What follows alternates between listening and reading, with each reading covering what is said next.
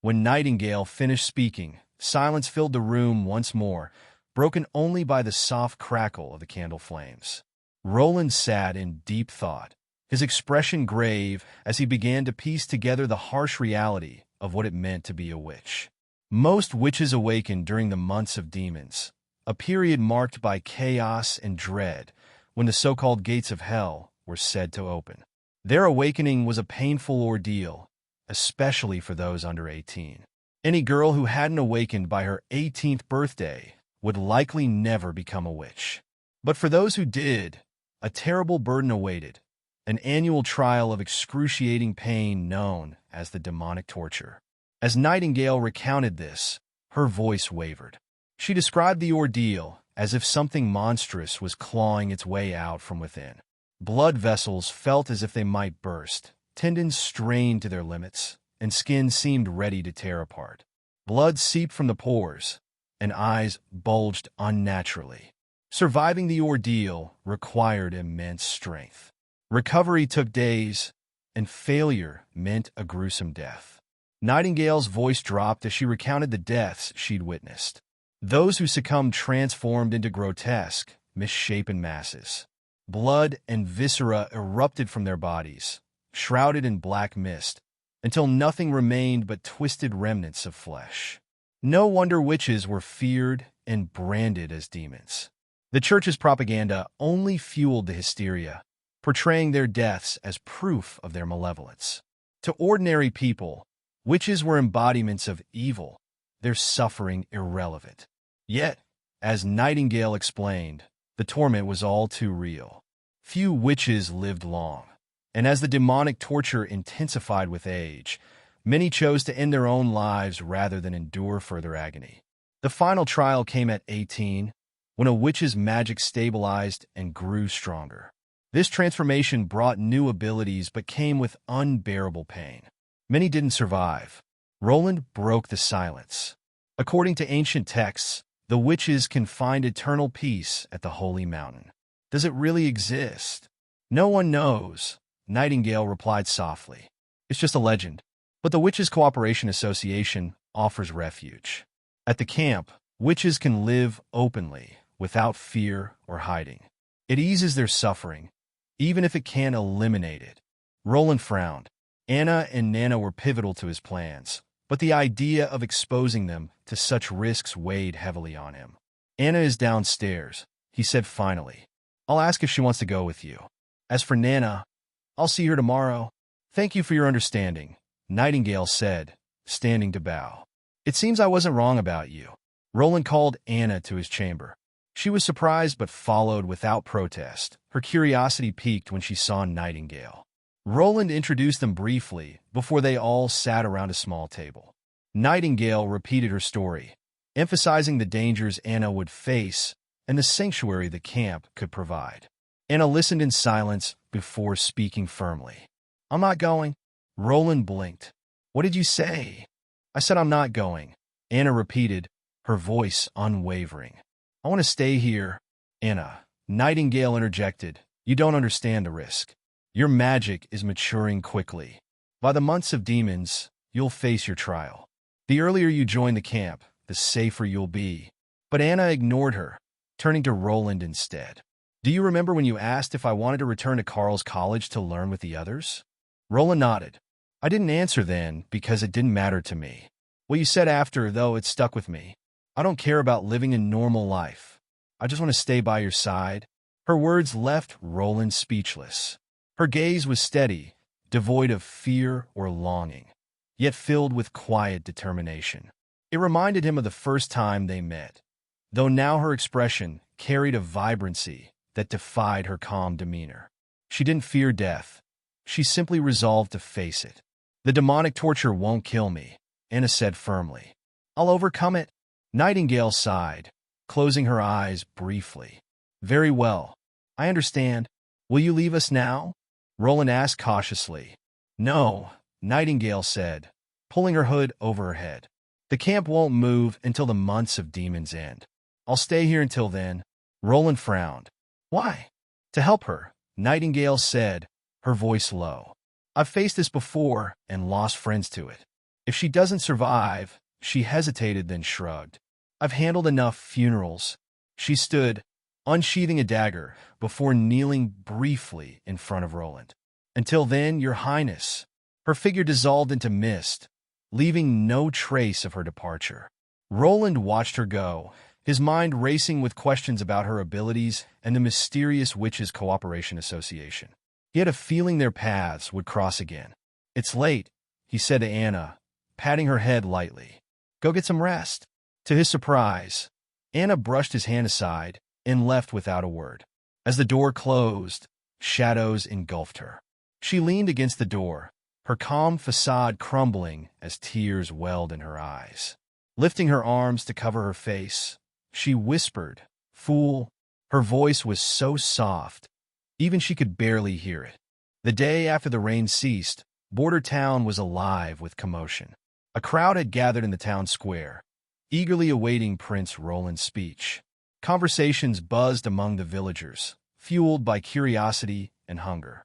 The day before, Roland had issued an official notice. Anyone attending the speech would receive a bowl of oatmeal and half a loaf of bread, a free meal in a town where such luxuries were rare. The promise of food drew a far larger audience than the grim spectacle of public hangings ever had. As noon approached, Roland climbed onto the raised platform. His heart raced as he faced the sea of expectant faces. Though he had rehearsed his speech countless times, he still felt the weight of the moment. This was his first time addressing such a large crowd. In his previous life, he'd spent more time speaking to computer screens than to people, and even in meetings, he'd been just another attendee. Now he was the focal point. Taking a deep breath, Roland raised his hands. The murmurs faded into silence. My subjects, good afternoon, he began, his voice steady despite the dryness in his throat. I am Roland Wimbledon, the fourth prince of the Kingdom of Graycastle. I've gathered you here to share an important announcement. He paused, scanning the crowd. Their rapt attention emboldened him. 4 days ago, an envoy from Longsong's stronghold arrived to collect ore. As you know, the Northern Slope mine suffered a catastrophic collapse recently. Production has yet to recover, and last quarter, we produced only 2 months' worth of ore. I explained this situation to the envoy and requested additional food supplies to see us through the winter, promising to make up the shortfall once production resumed. Roland's voice grew sharper, but they refused, just as they did 2 years ago, when many of you lost loved ones to starvation. A wave of murmurs rippled through the crowd. The memory of that harsh winter lingered, etched into their hearts. And this year, Roland continued, the astrologers predict an even longer winter. The months of demons could stretch beyond 4 months. That means we're looking at 2 months of food shortages, 2 months of watching your family suffer. Are you prepared to lose more companions, brothers, or children? No, a voice cried out, breaking the tension. Your Highness, save us. The plea ignited a chorus of desperate voices. Roland raised his hands again, calming the crowd. I will not abandon you, he declared. Not a single one of you. Let me tell you something many of you may not know. The value of the wheat and bread we receive from Longsong's stronghold each year is far less than the value of the ore we send them. In fact, 2 months' worth of ore could purchase half a year's worth of food. This year, I've sold ore directly to merchants from Willowtown. Their freighters will arrive soon, carrying not just bread, but also cheese, dried meat, and mulled wine. Enough for everyone to survive the winter. The crowd erupted into cheers. But, Roland continued, his tone growing somber, this means we must sever ties with Longsong's stronghold. They will no longer accept any of our townspeople. We must stand on our own. That is why we're building the city wall to the west. You've seen it, solid and formidable. Let me assure you, the demonic beasts are no stronger than the creatures of the forest. They are large and fearsome, but they cannot breach our walls. They will be nothing more than targets. Roland's voice grew louder, more commanding. You have a choice. You can run to Longsong's stronghold, cowering in their shacks and starving, or you can stand with me, here in Border Town, and protect your families and your future. If you fight alongside me and endure the months of demons, I promise you this. Everyone who helps build the wall will receive 25 silver royals. And for those who sacrifice their lives, their families will be compensated with 5 gold royals. Fight for your highness, a voice shouted, and the crowd roared in agreement. The extras Roland had hired to stir enthusiasm had done their job well. As the square erupted into fervent chants, Roland felt a flicker of hope. He didn't expect everyone to stay, but even if half the crowd remained, it would be enough to defend the town. The nobles of Longsong's stronghold.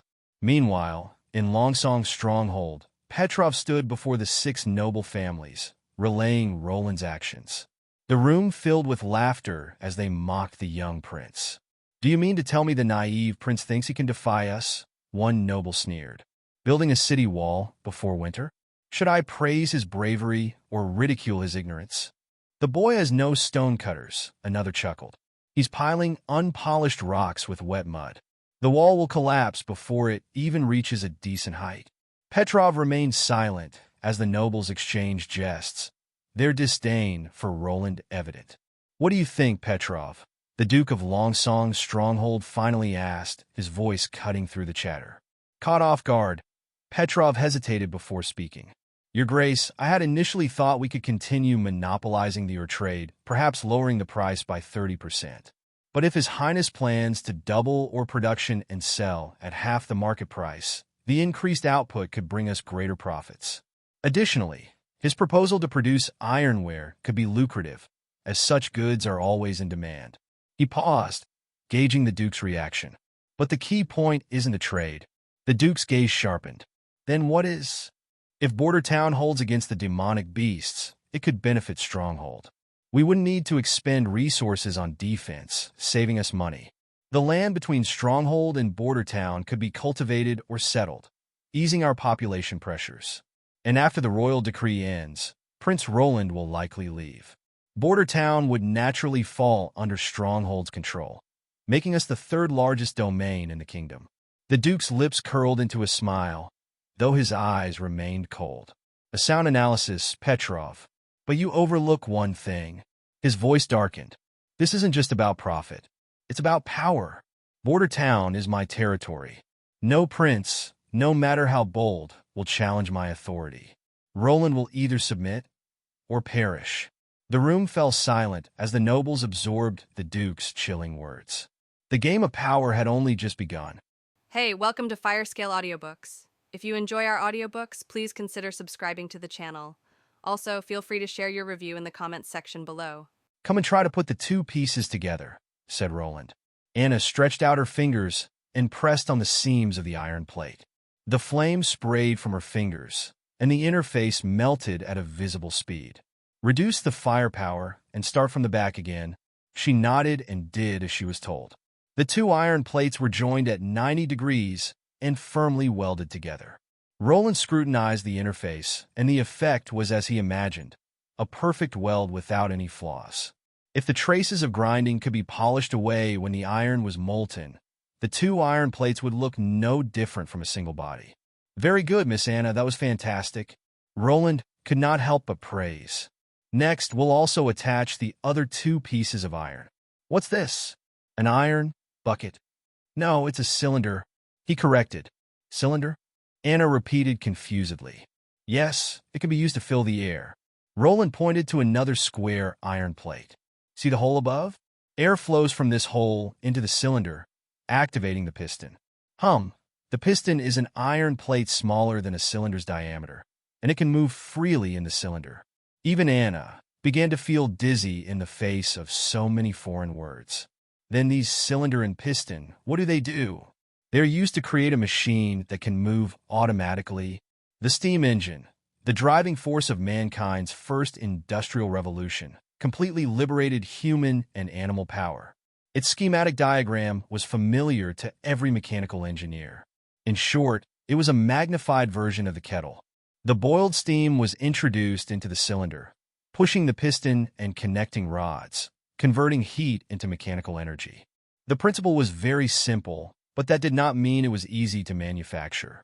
Its difficulty lay in the air tightness between the cylinder and the piston, as well as the manufacture of the gas pipe. If the metal processing was not advanced enough, relying on manual forging to create a qualified cylinder would be simply impossible. However, Anna's ability made up for the deficiency in technology. Roland just needed to design 4 same-size pieces of iron plate in advance, let the blacksmith polish the cast, and then use the right-angled plate to fix the shape. Followed by Anna's welding, Roland could get a very stiff square cylinder. With the help of the witch, he did not need to follow the traditional production process, which firstly to make a gun barrel machine, and then to process a circular cylinder.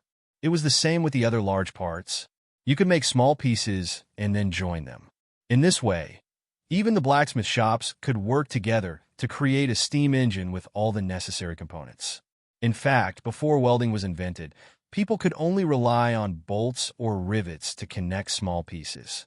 The internal of the cylinder had to be smooth, and the conventional connection obviously could not do this. The only trouble was the gas pipe. Its production method was not really anything special. A long iron plate was welded until it became red hot, and was placed into the groove-type mold, and then was knocked into shape with a hammer. This was also the method of producing flintlock barrels. But the barrel also needed to be straightened afterwards, including drilling and rifling, hence it was a little more complex. The trouble was that Roland could not call the blacksmith to his castle backyard, as the witch could not be exposed yet. Besides, he was not good at forging iron. In desperation, he had to let Chief Knight do it instead. So after 3 tedious days, Roland finally created the first steam engine in the backyard. "So, this is your great invention?" Carter frowned at the strange machine. He also ascertained it had nothing to do with the cult. The machine seemed more like a sealed stove, each of whose iron lumps was manually installed by him. It would be strange if the demon had any interest in it. But how could a pile of iron lumps move? It looked very clumsy and had no feet. How could it fly? But in Roland's eyes, this seemingly simple machine exuded the beauty of industrial charm. With the scientific knowledge he acquired in the previous life, he naturally would not make the Newcomen steam engine, the what steam engine, or the steam engine. His first trial product was a high-pressure steam engine with double connecting rods and sliding valves. Its manufacturing process was not more difficult than that of the most primitive steam engine, but the key lay in some innovative ideas. You'll find out soon. Roland poured a bucket of water into the steam compartment and let Anna light some firewood. 10 minutes later, the water boiled and kept boiling furiously. Soon, a crackling sound came from the cylinder, and Roland knew that was the sound of thermal expansion in the cylinder. The piston's iron plate was thin, the expansion was larger than the cylinder block, and would ultimately be edged firmly in the cylinder wall. "Isn't this boiling water? Didn't expect it to be a stove," Carter muttered. When the cylinder was full of steam, what happened next made Roland very excited. The piston began to push the connecting rod outwards. When the rod moved to the vertex, the other connecting rod pulled the sliding valve, causing the steam in turn to push the piston inward. The 2 connecting rods worked alternately to make the wheel rotate, and with the increased firepower, it quickly reached its peak. The machine let out a harsh roar, and the exhaust spat out white gas with a kind of unstoppable momentum. "This is what you mean by the hidden power of nature?" Anna asked blankly. The Chief Knight looked incredulous. He installed the big iron wheel with a huge effort. Yet now it was like a feather spinning, and he could even feel the air blowing caused by the spinning wheels. This could only mean this machine of iron lumps had a surprising strength.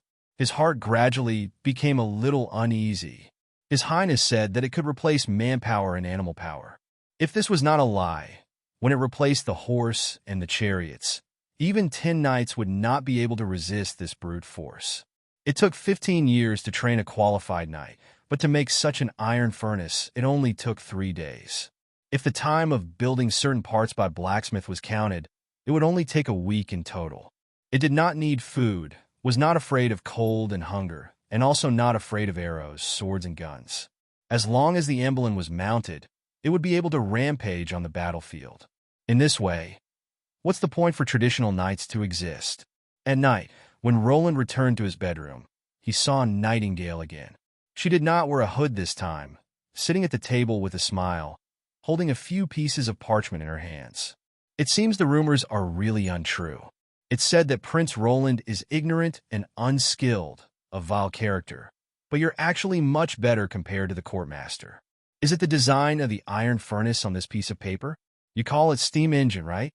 Oh, damn. Can I get any privacy? You come and go as you wish. Do you think this is your home?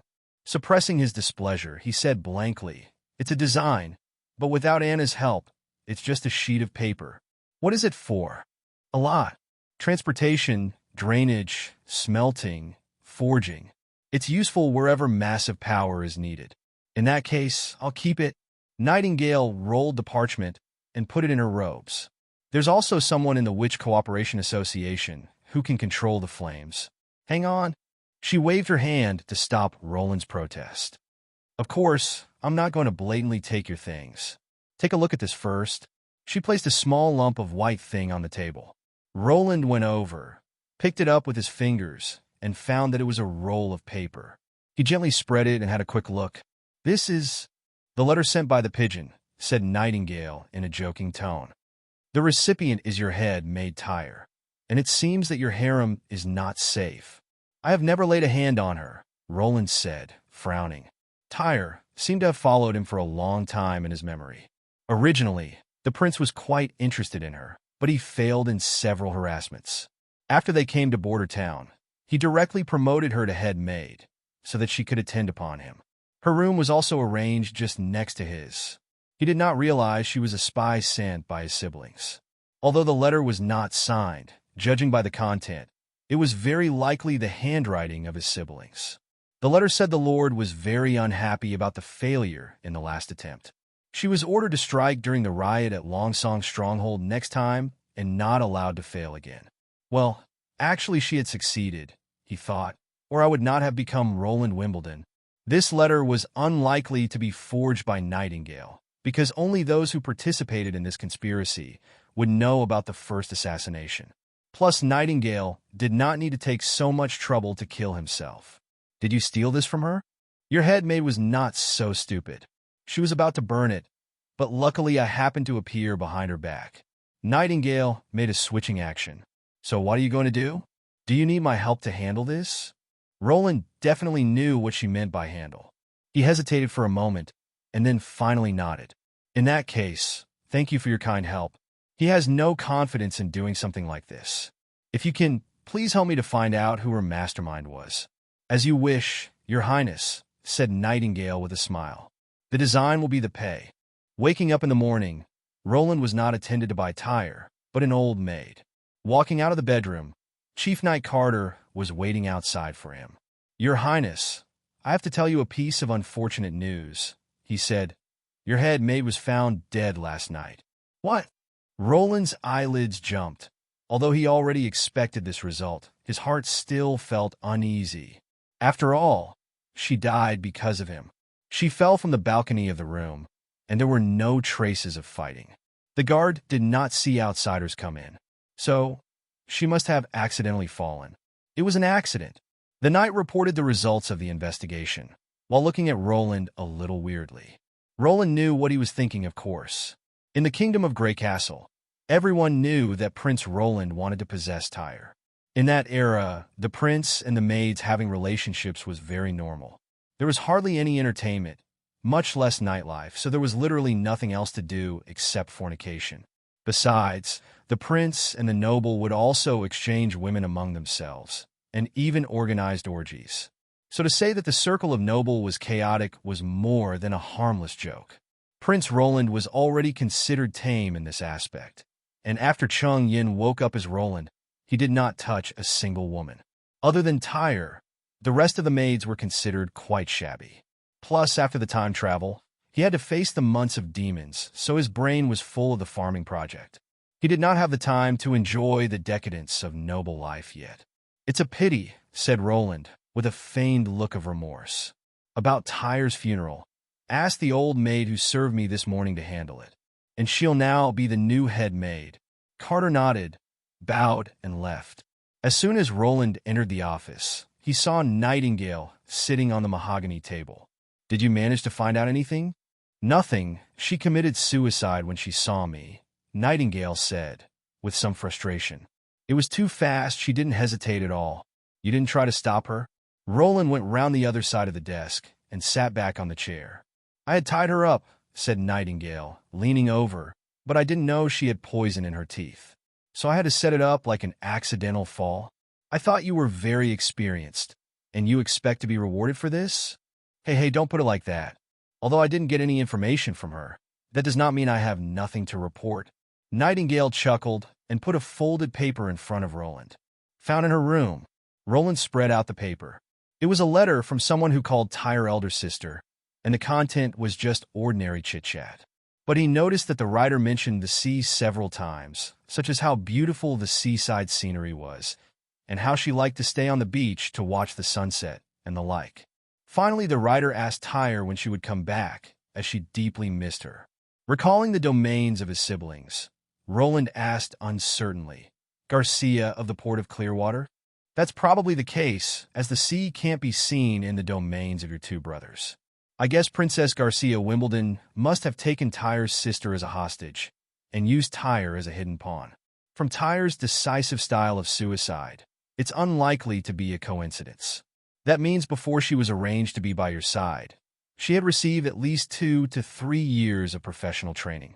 Roland sighed softly and reiterated that the royal decree on the selection of crown prince would not end so easily.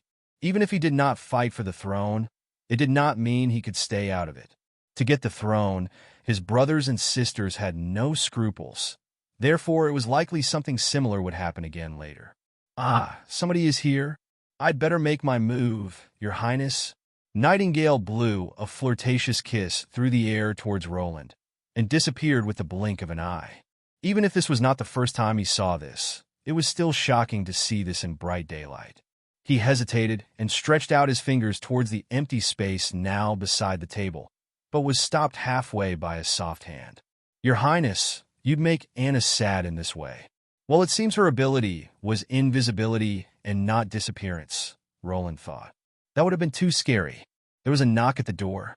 Your Highness, I'm Barov. Roland took back his fingers and became expressionless. Come in. With a large bundle of files in his arms, the assistant minister began to report nearly a week of government affairs right after he came in. Roland also cleared his thoughts and concentrated on his report. After more than a month of contact, he found himself familiar with Barov's working style, rather than being completely confused and puzzled like in the beginning. In general, the finance of Border Town had a certain degree of improvement. This was mainly due to the ore and gemstones being sold to Willow Town in exchange for nearly 200 gold royals. After being used to purchase food and pay wages, there were still 90 royals remaining. Barov was also in a good mood. Now that there was some extra money, surviving this winter would not be too difficult. But Roland was determined to not let him be idle. I want to pick a group of people from the subjects to fight demonic beasts, and from now on they must be gathered to receive training. The instructor will be my chief knight, and I'll give him the specifics later on. You need to make a purchase plan, as these people must have solid leather armor and a gun, but also 2 sets of winter clothes. Your Highness, this, according to the convention, isn't this a temporary recruitment of subjects for war? Fighting on the battlefield without proper training makes them but a group of mobs. Can we scare off demonic beasts by relying on sheer masses? It's more troublesome if they break up. Don't tell me you really want to stand by Border Town? Barov hesitantly asked. If we really can't protect it, of course, I'll retreat. But I don't think we can't defeat even a few mutated beasts. If we go according to your plan, you'll need more money. Barov's miserly face made Roland laugh. These are necessary expenses. Go take care of it. There were still more than 300 pieces of gold royals in his own vault, mainly used to pay for the cost of building the city wall. He also paid the blacksmith shop for the steam engine materials and components. The first machine cost him almost 20 gold royals, and he needed at least 3 more. The steam engine triggered the first industrial revolution, but it did not mean that the steam engine was equal to the industrial revolution. At that time, the United Kingdom urgently needed a new power to replace people and livestock in order to satisfy mine production.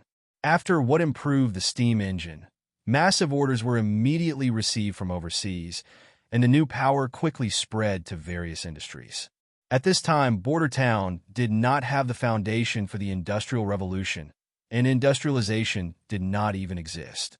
So Roland did not expect to sell steam engines to make the first pot of gold. He just wanted to invest the machine in the northern slope mine area for mining and gravel. When the mine production increased, then he would expand the steam engine scale of usage. This was the equivalent of promoting industrial development from top to bottom. "These are the men you recruited?" Roland asked, looking at the crowd of folks in rags. He had to hold back the urge to turn about and get away immediately. "Your Highness, these men were chosen according to your requirements," Carter replied, counting his fingers. "Male, no criminal record, above 18, under 40 years old, and not disabled. I have checked over everyone carefully." All right. Roland knew that he could not expect too much. After all, the productive forces of this world were so low that it would be difficult even to fill the people's stomach, not to mention to dress decently. His identity as a prince prevented him from seeing that refugees who had no clothes on their backs and begged for a living were a common sight out of the castle. As a matter of fact, even in the capital of Graycastle, there existed the profession of corpse collecting. These people dragged away the corpses of the starving who dropped dead in the streets and burned them. So, what's warfare like in this world? Roland closed his eyes and contemplated. It seems it was only a little more elegant than gang fights. Generally speaking, when a lord decided to wage a war, or rather had a fight, since Roland did not think what they were doing had anything in common with warfare, he would convene all the noble families in his domain, whom in turn convened the lower noble families in their respective domains. For example, a duke would convene his earls, while an earl would convene his viscounts, and a viscount his barons, and so on and so forth. These noble families usually had a bunch of knights and mercenaries as their own forces. These men were the main forces in a fight, and they were well armed and equipped. At the same time, they recruited common men and peasants in their domains to join the fight. To be honest, their purpose was to carry provisions for the troops and to fight in the front line. The ones who suffered most in battle were those groups of cannon fodder. As for the warriors from the noble families, as long as they did not die on a battlefield, they would be captured and then treated well so that they could be traded for ransom. Roland would not count on those few noble families in Border Town to fight for him. In fact, they had nothing to do with Border Town. Instead, their titles of baron were mostly granted by the lord of Longsong Stronghold, and their territories also belonged to the domain of Longsong Stronghold. In this age, a platoon completely composed of common men required some imagination to understand. They were too ignorant to read documents or understand orders, not to mention that they never had any professional training. How could they be compared with knights who started practicing sword fighting since the age of 10? Carter approached Roland and said softly, "Your Highness, this method has never been acceptable. Look at them. Which one of them can hold a sword? I'm afraid that they'd soon disperse at the sight of demonic beasts. This would instead disturb the line of defense and have a negative effect.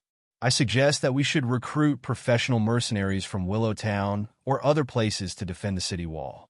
These men could be kept for sundry duties." "No, I'll use them," Roland said, refusing Carter's suggestion.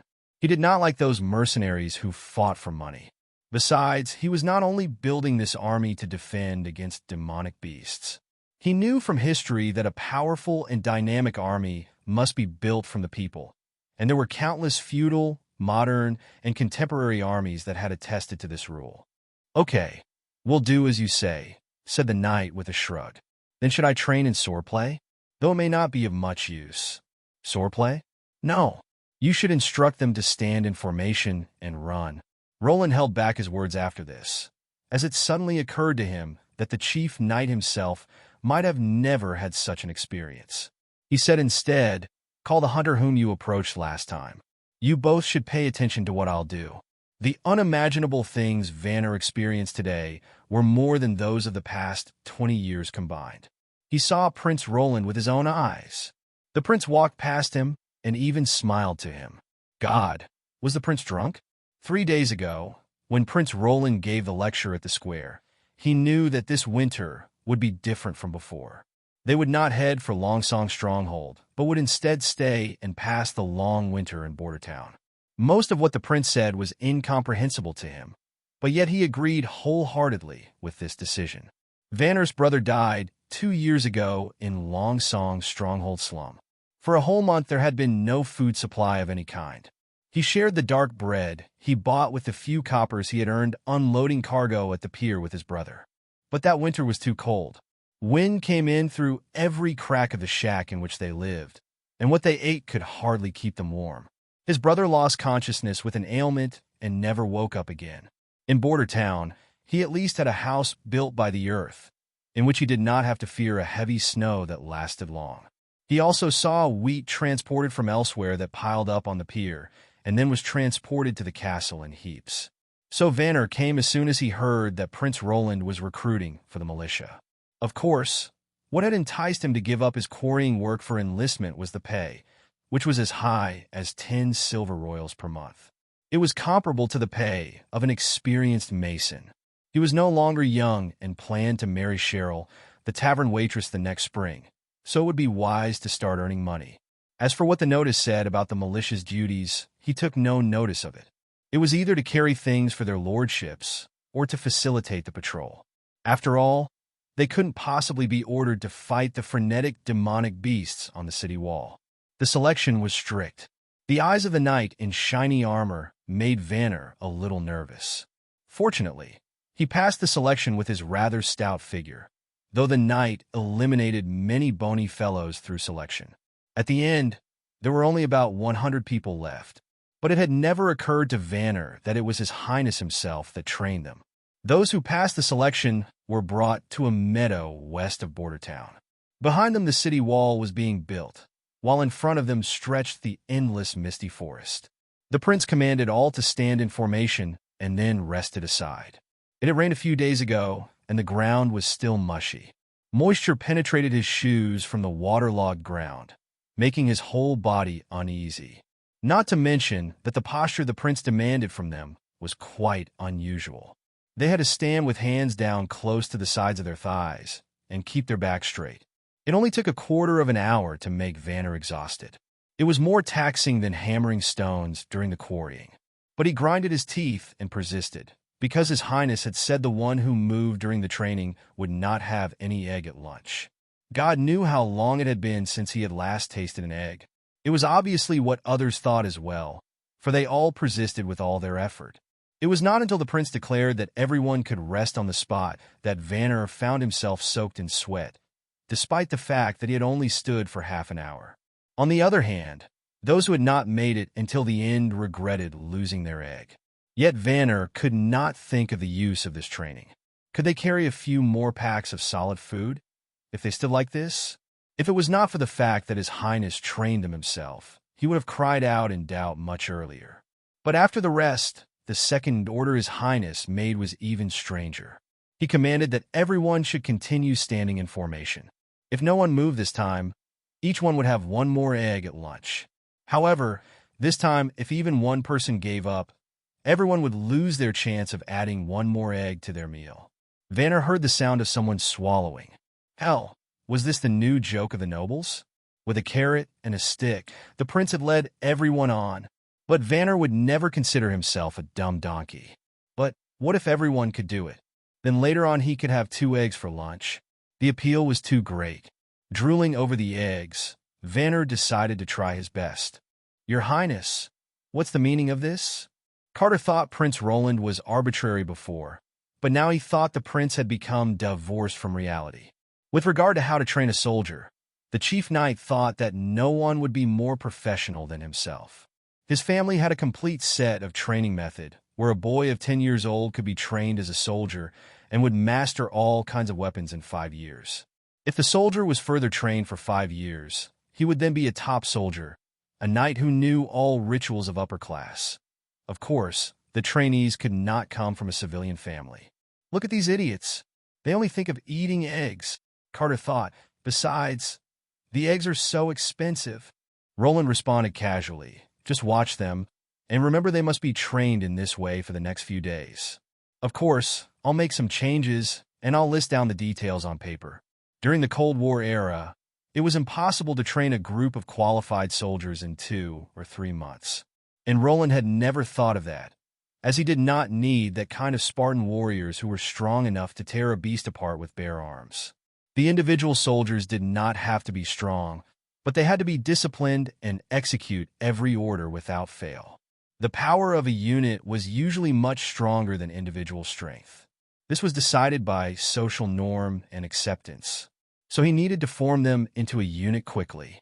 The modern military training, with some modifications to suit the current situation, was a good choice. In his personal experience of military training, it took only half a month to integrate students from all over the country into a cohesive unit. The effect was very obvious regardless of the process. Only when this group of people completely understood the importance of discipline could Roland implement the next step of his plan. Vanna still failed to get the second egg at the end. They had to stand twice as long as the previous round, and it did not end until someone's legs went weak and trembled. Just then, Prince Roland announced to have a rest and ordered the attendants to serve lunch. People's anger at the weakling was successfully transmuted into the eagerness toward food.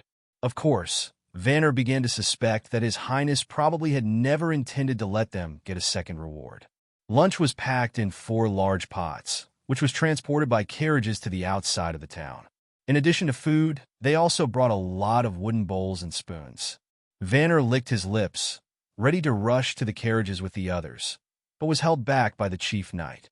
His Royal Highness ordered all the people to line up in 4 rows and come forward one by one for bowls and spoons. Whoever dared to disturb the order would be forced to be the last one to get his food. The crowd hustled and squeezed and lined up into 4 rows. Vanner was lucky enough to stand in the forefront of the outermost row. Of course, some people were not satisfied with their positions. The sound of quarrels and fighting was heard in the rows. Soon the knights and several guards rushed into the crowd and kicked the troublemakers out. Fool, thought Vanner when he glanced at the man who started the riot. That was Insane Fist, the most aggressive street fighter in the town. He used to stir up trouble everywhere with his brute force, but now he had to squat in the corner with swords pointed at him. Look how pitiful he was now. He felt that he had already figured out what His Royal Highness liked. He liked order. They had to stand upright in a straight line up to get food, and always follow orders. Vanna had heard from some knowledgeable businessmen that some of the noble had a strange habit. They could not tolerate disorder, and once something was out of place, they could not help rearranging things.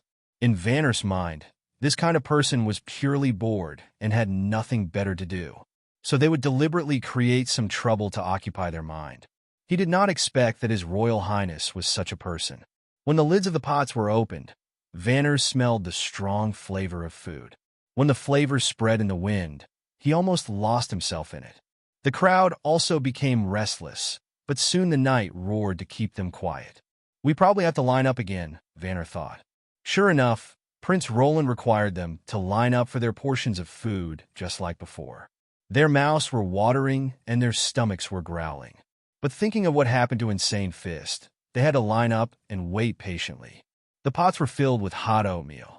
To Vanner's surprise, there was even dried meat in the porridge, even if he only got 1 thin slice. But that was meat. In addition, he even got an extra egg like he wished for. Vanner gobbled down the porridge, even licking the bottom of the bowl once. He swallowed the entire egg without biting. Since he ate so fast and carelessly, his tongue blistered quickly. After putting down the pot, Vanner patted his belly and made a satisfied hiccup. He had not enjoyed such delicious food for a long time. And what was even more incredible was that he even felt a sense of satiety. Compared with brown bread, the sweet meat porridge tasted like heaven. He even thought, if he could eat such food every day, what would it matter if he had to fight against the demonic beasts in the front? After lunch, they had a long period of rest. They were brought back within the city wall, walking all the way to the camp of the battalion. A burly man of foreign nation came out and began to teach everyone how to set up tents. Vanner knew him. Nearly everyone in the town knew Iron Axe. With regards to his superb archery skill, he even far surpassed the most experienced old hunters in the town. Wait a moment, so now Iron Axe is serving Prince Roland? It seemed that I saw him by the side of the knights before. Vanner frowned and thought, "What's His Highness planning? Iron Axe is a man of Sand Nation. Do you really intend to appoint a man of Sand Nation as captain?" Carter had the same question. "He doesn't belong to Kingdom of Graycastle, and he isn't even from our continent. The witches don't belong to the Kingdom of Graycastle either," Roland said, "but they all belong to Border Town. Besides, aren't you watching them for me?" "But, Your Highness—" "Don't worry." Roland patted the knight's shoulder. "The origin of a person doesn't matter in Border Town. As long as they don't violate the law of the kingdom, they're still my subjects. If you're really worried, you can choose 2 more excellent captains. Anyway, the team will continue to expand in the future, and you can cultivate some promising ones now. I have written down the training regulations. Compared to the people of Sand Nation, I think you'd better be more concerned about this." Carter took the parchment roll from Roland's hands. Skimming through the contents from beginning to end, he got a nasty shock. The training contents were almost unheard of. For example, they needed to run laps around Border Town in the afternoon from 2 p.m. till sunset. The regulations emphasized that everyone had to complete this, and they were allowed to help each other on the way. If they persevered and no one gave up, they would get an extra egg for dinner. Another example, when the whistles were blown at night, everyone had to get dressed and fall in as soon as possible. With these kinds of training exercises, Carter was afraid that most people would quit in a few days. The first few rules were already hard to understand, and the last one completely confused him. Every day after dinner, they're required to go to Mr. Carl's college for cultural training. "Your Highness, what do you mean by cultural training? Do you want to teach them to read and write?" "I hope so, but the time is too limited. Carl could only teach them some simple words and numbers so that they can read and write orders. I'll personally explain this part to Carl. You just need to send them over." "But why do you want to do this?" "It's of no use in fighting against the demonic beasts." "Who said so?" Roland yawned. "A unit good at fighting must also be well educated. That's the experience learned from history." The weather was getting colder day by day, and Roland was waking up later and later. As the ruling class, he certainly had the right to sleep late, especially with his large bed and 3 layers of velvet blankets.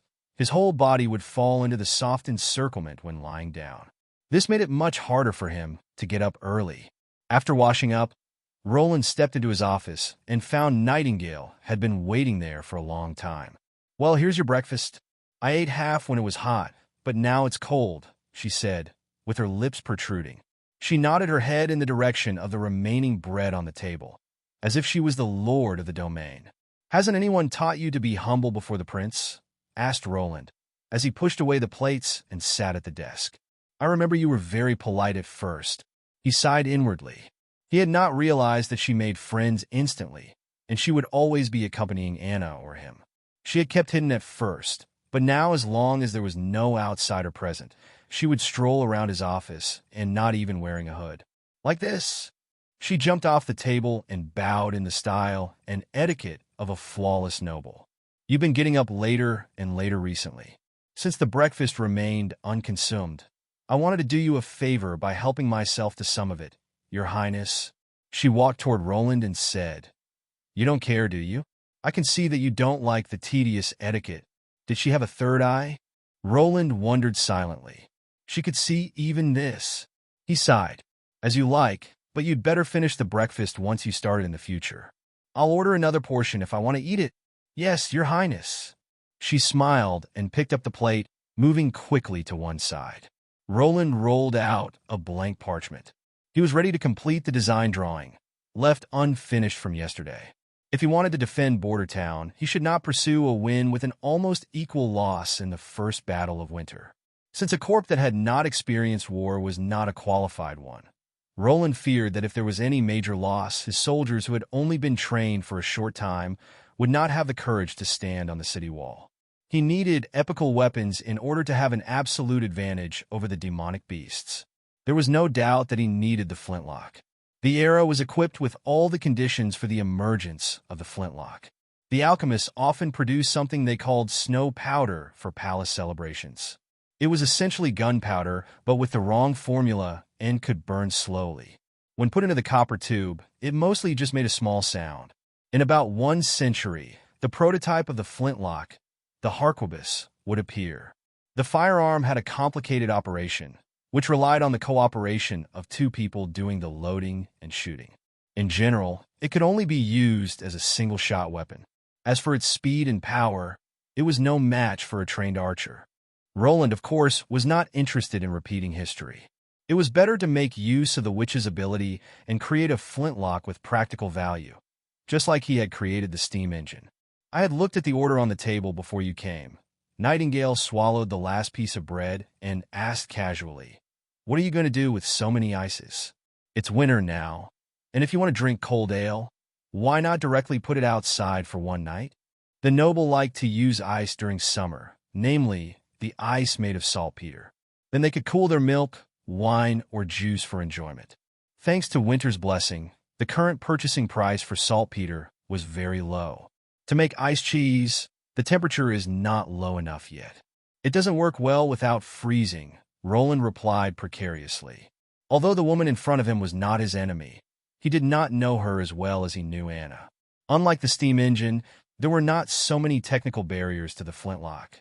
Once it became popular, it would obviously be unfavorable to his farming project. Until he learned more about her, it was better to keep some things from her. Thinking of this, he tentatively asked, "Does the Witch Cooperation Association help to train killers in addition to searching for Holy Mountain?" "No, they're only a group of poor people coming together for a dream." Nightingale waved and said, "And I joined the Witch Cooperation Association only 2 years ago." "In other words, you were working for someone else?" She could not have gained such perfect dagger-throwing skills without someone's guidance or years of hard work. Roland was pretty sure about it. "Other than me, is there anyone else willing to take in a witch?" "Taken?" Nightingale looked a bit strange. "How could it be? If he had known that I would become a witch, he wouldn't have even let me through his door. As for later on, if I had not proved my usefulness to him, I'd have been secretly killed." "Oh, can you elaborate?" Nightingale shook her head with a smile, which contained slightly inexpressible moods this time. "Your Highness, I'll let you know when the time is right. I know what you're worried about. Please rest assured that I have been free for the last 5 years and no longer work for others." Negotiations failed. It seemed that he was not charming enough. However, her answer indirectly confirmed his speculations. At least 5 years ago, she had secretly done something for someone. Fortunately, the person had only used Nightingale by chance, instead of recruiting large numbers of witches like he intended to. Roland did not ask more. He bowed his head and went on with the drawings. To his surprise, Nightingale, who had always liked being around him, became quiet, only leaving the sound of furnace fire burning in the room. When Roland lifted his head to stretch his limp, numb neck, she had left the office. She didn't say goodbye, he muttered, folding the parchment and putting it into the inner pocket of his underclothes. He worked for a few days. He finished all the work, including the drawings and the designs of the weapons, or the copies. He was planning to make the famous flintlock, which was time-tested and similar to the harquebus in terms of the technique level, with the ignition charge loaded into the rear and the lead ball loaded into the front. Its rate could be nearly 3 shots per minute. So more than sufficiently, it could be used to cope with the unintelligent mutant beasts.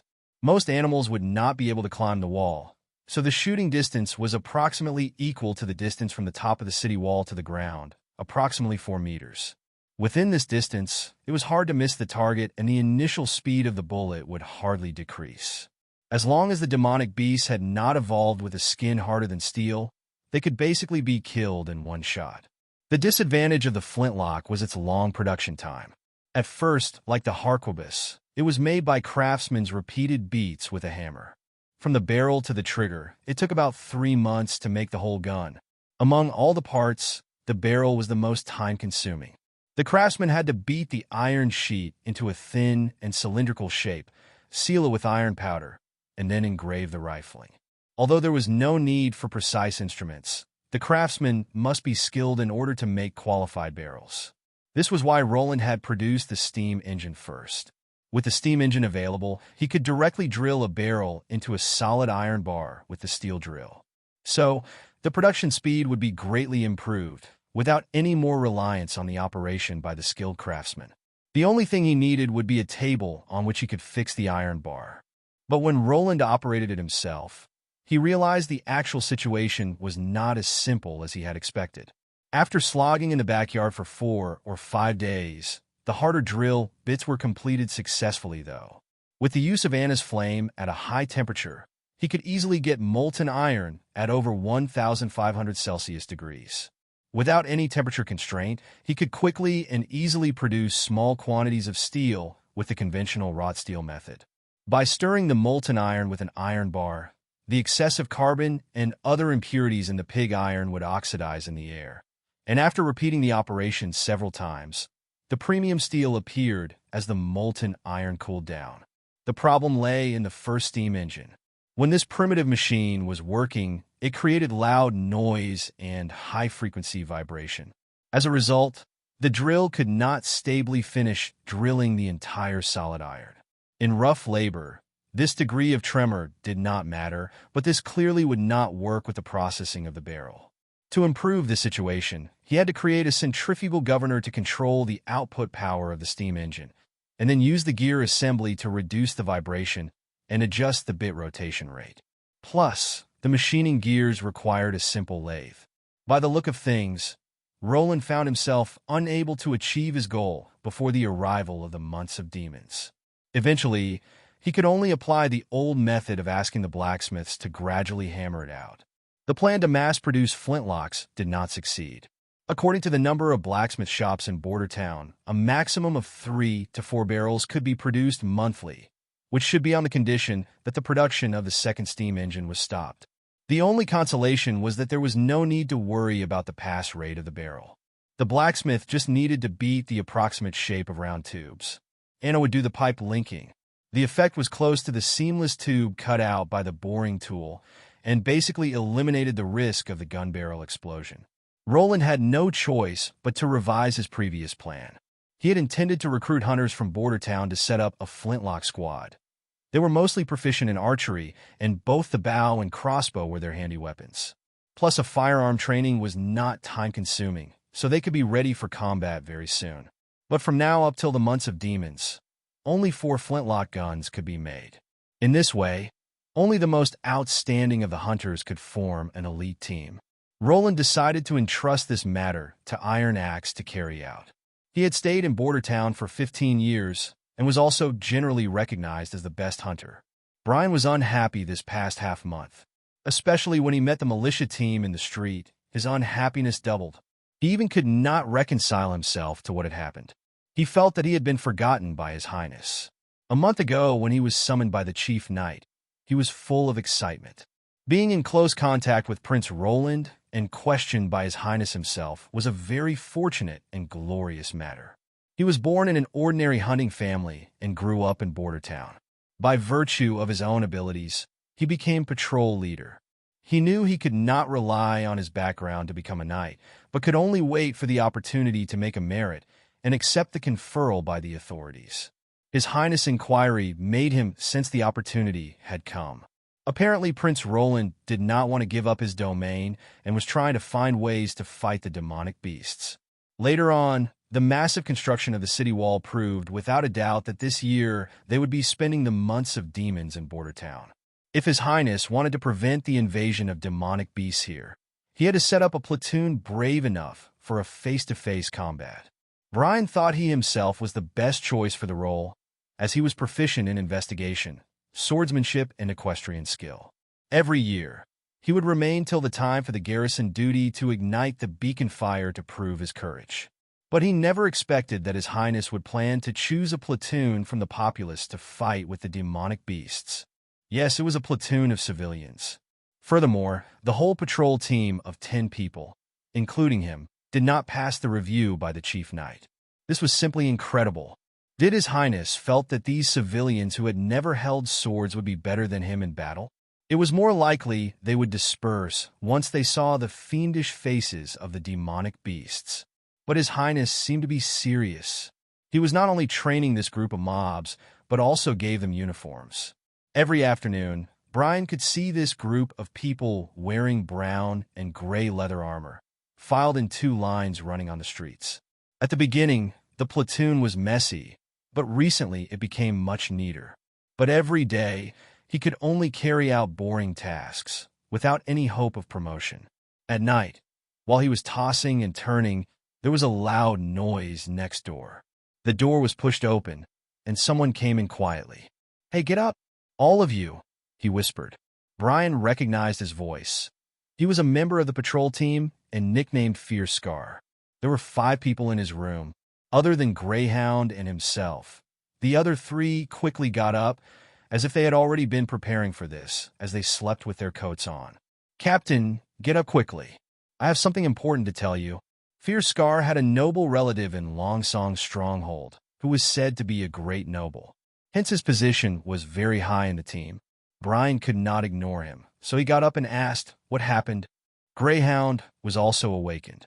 It's so late. Don't you guys go to bed? I have a good job for you. Do you want to be conferred as a knight?" "WH what?" "Knight!" Greyhound exclaimed. Brian's heart skipped a beat and quickly asked, "What's the job exactly?" "You all know my Uncle Hurt. He's the Earl conferred by the Duke, and also the Duke's confidant. He personally told me this." Fierce Scar lowered his voice. "Prince Roland is ready to cast off Longsong's stronghold, and this has displeased the Duke greatly. The Duke has decided to let the prince know that only he is the master of the Western region. Do you not tell me? You intend to assassinate." Greyhound stuttered once he got nervous and could not complete his sentences. "How could it be?" Fierce Scar said, tittering. "He's a prince after all. If he's dead, even the Duke cannot protect us. As I said, it's a good job." Brian subconsciously felt that the deal was not as simple as he claimed. But the temptation of being a knight was so great that he could not help but reply, "Tell me more." "Grain. If there's no food, he'll have no choice but come back to Longsong's stronghold. The Duke promised that as long as we can successfully burn the grain bought by Prince Roland, he'll make us knights, and even give us a piece of land in the eastern Longsong stronghold. It's a golden opportunity. Captain, what do you think of it?" You're crazy. His Highness has already said, this year, the months of demons is likely to last for more than 4 months. If you burn the grain, what will we eat?" Greyhound shook his head repeatedly. "Have we all forgotten what happened 2 years ago? What does that have to do with us?" The other man remarked with disdain. "Anyway, I didn't intend to stay here. After finishing Duke Ryan's task, I'll be able to live a good life in Longsong's stronghold." "That's right. Do you want to stay in this dump and eat furnace slag forever?" The others echoed the view. Damn, they were in cahoots. Brian's heart sank. Only Greyhound and him grew up in Border Town. The rest came from all parts of the country and did not have any special feelings towards the town. Sensing it pointless to stop them, he changed the subject. "But the wheat has already been transferred to His Highness Castle, with the entrance guarded by personal knights. How could you enter it? That's why I've asked you to join." Fierce Scar laughed confidently. "You've stayed in this dump since you were young, so no one knows this environment better than you. I remember you once said the well at the back mountain was connected to the waterway at the bottom of the castle. Through it, you can quietly access the castle garden. You even crawled through it when you were a child. So if you join me, you can become a knight in the future, and even personally conferred by the Duke. No, knights should be courageous and fight unfairness. They should not be afraid of powers of coercion, but should protect the weak. Just for the sake of the Duke's personal grudges, why should we expose the town residents to the threat of hunger and death? Such a knight is just an empty shell, without any glory at all." As he was about to refuse, Greyhound shouted, "Hey, a group of madmen! You actually dare to mess with the grain. I'll never let you leave here. I want our report too." Greyhound was in mid-speech when the sound solidified. He turned around in disbelief, as a former teammate stood behind him, sneering. A black dagger thrust into his back and entered the body completely. He trembled twice, opened his mouth trying to say something, but could only utter a hoarse breathing sound. The attacker swiftly moved the dagger twice, and then violently pulled it back. Greyhound suddenly lost the support like a lifeless doll and collapsed softly to the ground. And so, Fierce Scar came close to Brian, who could even feel the stench of his mouth. "I think you have decided, right, Captain?"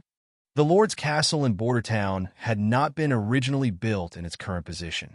Whilst burying the foundation of the stone wall, an underground cave was uncovered. The ground suddenly collapsed, so there was no choice but to move the position of the castle. The waterways that had already been dug were mostly destroyed during the collapse. Even those that were intact were abandoned because of the reconstruction.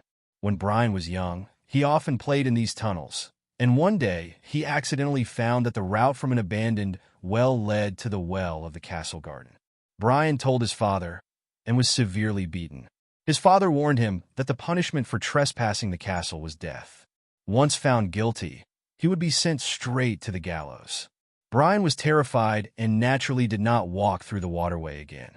But at times when everyone got together to drink and chat, he had more than once boasted that he knew a direct access to the castle. Now he regretted his remarks. Excluding Greyhound, there were a total of 9 people. In other words, the entire patrol team had been persuaded by Fierce Scar.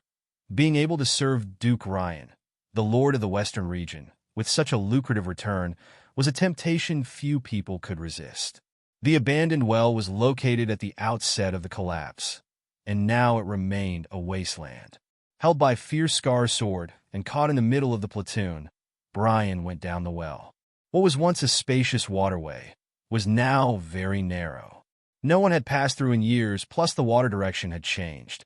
Many vines had sprouted all over the cave. The bloke who had stabbed Greyhound was in front holding the torch and bowed. He held a short axe and used it to remove obstacles. Brian pretended he was trying to remember the road, but in fact he was thinking about getting away. Obviously, in such an inconvenient place, he had no possibility of escaping. He could only wait till he got to the castle before getting a chance. What should he do once he got there? Shout to attract the personal knights of His Highness? No. Fierce Scar would raise his hand and finish him off. He had to lengthen their distance first, otherwise he would end up like Greyhound. Thinking about Greyhound, Brian's eyes became bleak again. He and Greyhound had lived in Border Town before it was even established. The two had spent their childhood together, and joining the patrol team was also Brian's idea. He had not expected that Greyhound would be elected as the patrol team leader. Brian was happy for him for a long time. Because of his stutter, Greyhound had always been despised by others. Now he had finally gotten the opportunity to be recognized. At least at the time, it was what Brian thought. But when Greyhound fell and Brian screamed, Fierce Scar told him the real reason they had been elected captains. Fool! Patrol leaders have to stay until the months of demons, to ignite the flames and warn everyone. If you two didn't do it, did you expect me to do it myself? The sentence was like a sharp knife piercing Brian's heart.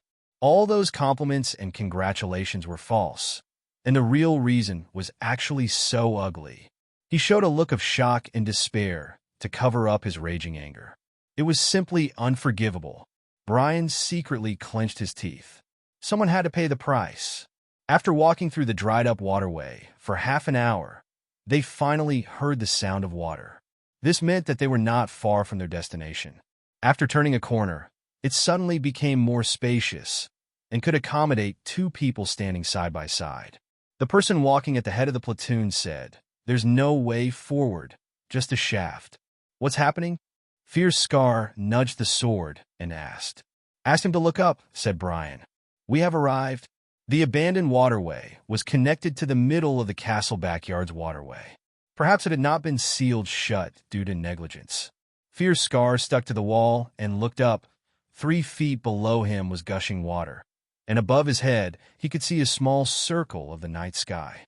He let people guard Brian while he pulled out a rope from the backpack, tied the hook, and gently threw it up.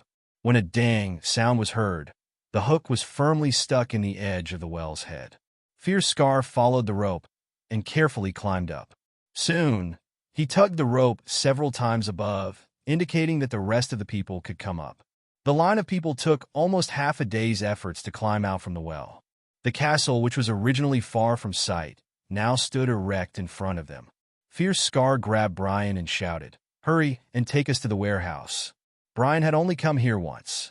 Though the memory of the castle was obscure, he quietly led the crowd, pried open the nearest wooden door, and slipped into the castle. At this hour, most people inside the castle were asleep, and the lamp lights along the corridor walls were completely extinguished. In the pitch-black darkness, someone from the platoon lit a fire. Faint fire could only illuminate a few feet, and Brian knew his chance had come. When the platoon went to a crossing leading to the basement, he aimed at the bottom of the ladder and suddenly rushed over. Although the person who held Brian had been paying attention to his movements, but the leap was too fast. Before he could react, he collided and began rolling down with Brian. Down the ladder.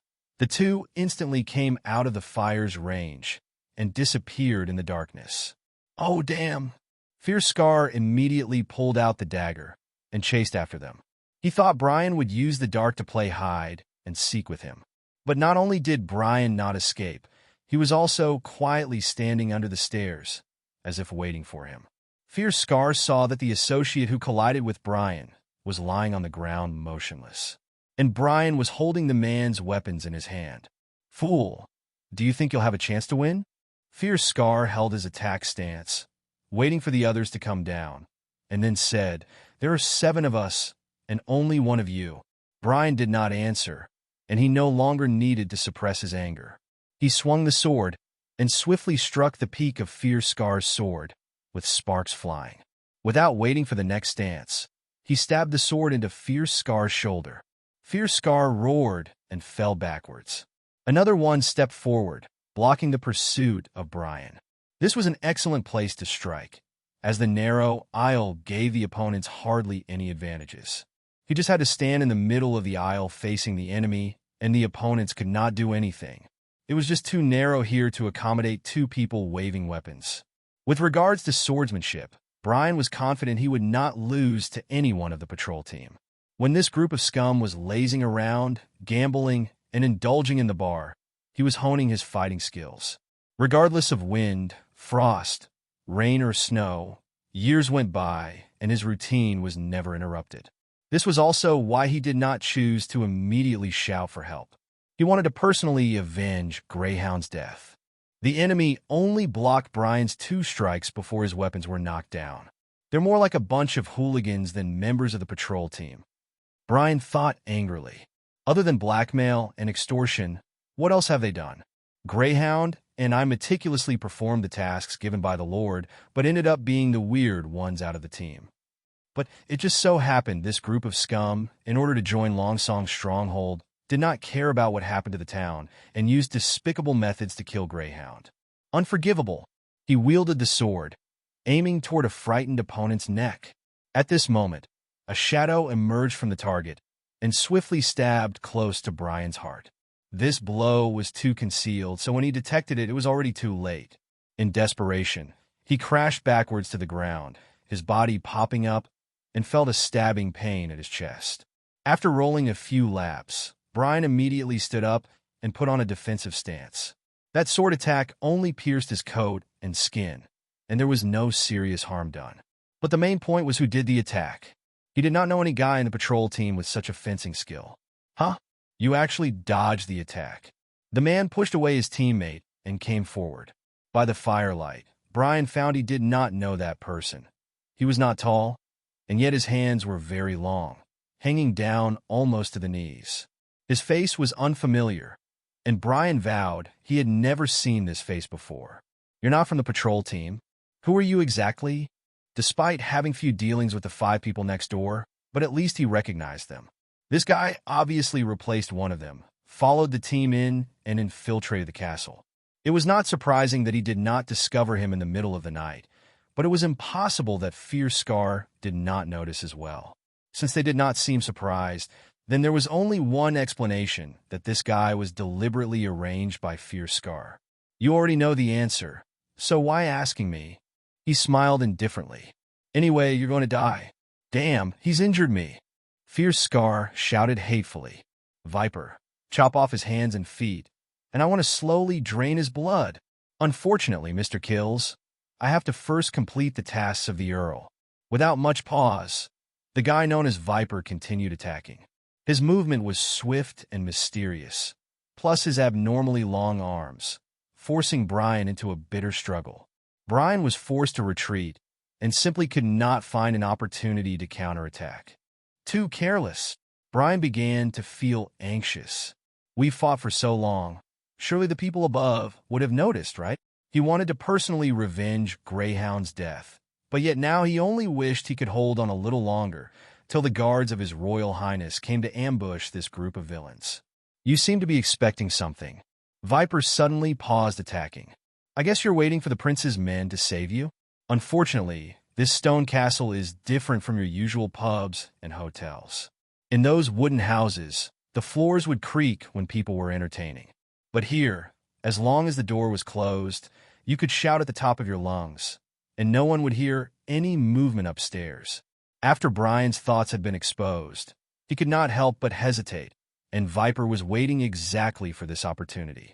He kept the sword pointing down to dull the opponent while slightly raised the other hand to trigger the hand crossbow in the sleeve.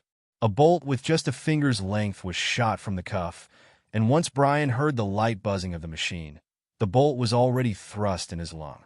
Unbearable pain suddenly exploded in his chest. Brian threw the sword at Viper and turned back to run. But the blood from the lung exuded quickly into the trachea, making it difficult for him to breathe. He did not run far before he tripped over the threshold with a staggering heavy fall to the ground. Viper caught up with him and wanted to terminate his opponent, but was stopped by Fierce Scar. "Let me do it," he said, gnashing his teeth. "I want this guy to know what happens to those who stab me." A trace of cool flashed across Viper's face, but he eventually moved aside. "Do it efficiently, and don't forget our main business." Fierce Scar grabbed Brian's hair and shouted at him, "Believe me, you'll die a very painful death." Brian wanted to spit some blood on his face, but his whole body's strength was draining away, and he knew he did not have long to live. Past regrets surged to his heart, such as the wife he had not yet met, and the dream to be a knight. But the most regrettable was being unable to avenge Greyhound. Wait, what was that? He blinked, and there was a woman sitting on top of a box. Although under the dim light, her look was not clear. That exquisite body proved clearly that she was without doubt a woman.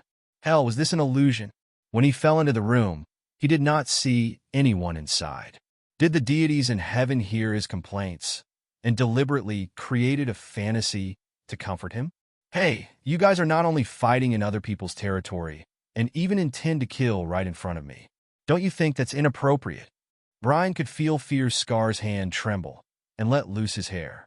He could hear sounds of weapons bursting out of the sheath and some shouts. "Who are you?" Their reaction is just two. "Wait," Brian was thinking hazily. "Isn't this an illusion? Of course I'm from here." The woman jumped from the barrel and patted the dust from her robe. In the dim firelight, Brian saw her gown was embroidered with a strange pattern, 3 juxtaposed triangles, and a huge eye in the center. The silhouette of the eye shone golden bright under the firelight. "What about you guys? Rats that come from the gutter." Her voice was crisp and sweet, yet without any emotion. This was unreasonable. Anyone who saw a murder scene would not behave so calm. Viper was also aware of this. He looked somber, walked slowly around the other side, and suddenly stabbed her. The woman did not even turn her head, but casually waved her hand. Viper did not even see her weapon, but just felt a burst of cold wind blowing through his body. There was a scream. Fierce Scar stared incredulously, and he saw Viper rush forward and retreat quickly. But the original sight of the sword was now an empty space. His arms fell to the ground, as well as the sword. Fear suddenly strangled Fierce Scar's throat. The others might not know, but he was very clear about Viper's bottom line: vicious, dangerous, and cunning when attacks. This was the Earl's evaluation of this person. Someone who could be chosen and recruited by the Earl. Only meant his strength should not be underestimated. Even Brian would have difficulty in resisting his attack for more than half a quarter. But now, he was nonchalantly attacked by a woman, and his whole arm severed. "What are you guys waiting for? Hurry and kill her!" Viper shouted, holding his wound. After having lost a lot of blood, Brian's vision began to blur. He heard chaotic sounds of footsteps, weapons, collision, and muffled sounds when bodies fell to the ground. What had happened exactly? He tried to turn his eyes, looking forward, and then the patrol leader saw an image he could not understand. That woman's figure was like a ghost, and she strolled amongst the crowd, disappearing and appearing at times. Every attack would penetrate the enemy's vital point. It did not seem like a fight, and it looked more like a dance. He had never seen anyone use weapons with such a sense of rhythm. The sword shadow was flying up and down, and drawing an incredible orbit. The people around seemed like clumsy clowns compared to her. They futilely counterattacked, and then fell in vain. In the end, she was the only person proudly standing. That was also the last sight Brian saw before losing consciousness. Roland was sitting at his desk dumbfounded. He had never expected that someone would dare to commit murder in his castle. If Nightingale had not found the assassins in time, they would have killed him. Who had plotted the assassination attempt this time? Was it his third sister? Or the other siblings? Why were they so anxious? The royal decree on the selection of crown prince would last for 5 years, and it was only a few months that had passed. Roland slammed the desk in growing agitation. How outrageous! Can't they just let me get through the winter? Footsteps sounded from outside the door. Chief Knight Carter Lannis swung the door open and entered. Your Highness, the identity of the bodies has been clarified. 7 of the 8 corpses were former members of the patrol team, and one person's identity is still unknown. Of the 2 who were still alive, one is still unconscious after being healed by by Miss Pine. Another has been cast in a cell and is being cautiously guarded. Patrol team? He knew that this team, trained by the former lord, was unreliable. Roland gnashed his teeth in vexation. 8 out of 10 members were disloyal. It was truly the right decision to forbid these bastards from joining the militia. Warn the guards to watch the one that's locked up in jail carefully. Don't let him poison himself like the last time. The last time? Never mind. Roland shook his head. Nightingale had woken him up at midnight, and his mind was a blur. Anyway, I have to hear everything from his mouth. The chief plotter, the primary contact person, and the buyer, we need to find these people. Yes, Your Highness, Carter responded, but did not depart at once. Instead, he got down on one knee. It was my dereliction of duty that allowed the assassins to sneak into the castle. Please punish me, Your Highness. Enough. You were not in the castle at the time. This assassination attempt had nothing to do with you. Then, Carter hesitated for a moment. Would you tell me, Your Highness, who prevented this assassination attempt? From what I saw at the scene, the knight gulped. They seemed to have been killed by the same person, and they did not have even the slightest chance to fight back. You can decipher all that? Roland's curiosity was aroused. If the 2 sides were well matched in strength, the scene would not be so neat and clean, and there would have been all kinds of wounds on the assassinators' bodies. Carter said this in a low voice. But all the assassinators were lying on the floor of the warehouse. There was not a single broken item. On the huge boxes where we store meat, there's not even a trace of sword cuts. This means that the person who prevented this assassination attempt was able to move swiftly in a limited space without using any coverage. In my humble opinion, Your Highness, this is incredulous. I see. Roland nodded. He understood what Carter meant. In theory, even the strongest man on Earth would fall into a predicament if he was surrounded by enemies. Real battles were not comparable to movies or shows where the hero would fight one after another. Attacks from blind spots were most fatal. That's why, in a one-to-many situation, the correct countermeasure was to utilize the surrounding environment to face the enemies. However, Nightingale was not ordinary. No matter how, you shall do what you have to do. I won't reveal this individual's identity yet. I'll acknowledge you when the time comes. Even though the Chief Knight was loyal, dependable, and was aware of the fact that Anna and Nana were both witches, Roland still decided to conceal the existence of Nightingale for now. Different from the other 2 witches, Nightingale was not affiliated with Roland's party. She stayed in Border Town only for Anna. She was a member of the Witch Cooperation Association and would leave the town someday, eventually. Carter left with apparent signs of disappointment on his face. Roland could understand his thoughts. As a swordsman who had been working to enhance his swordsmanship through learning the doctrines of his predecessors, he had always viewed those doctrines as the axioms of swordsmanship. He would naturally doubt himself when seeing such a disbelieving scene.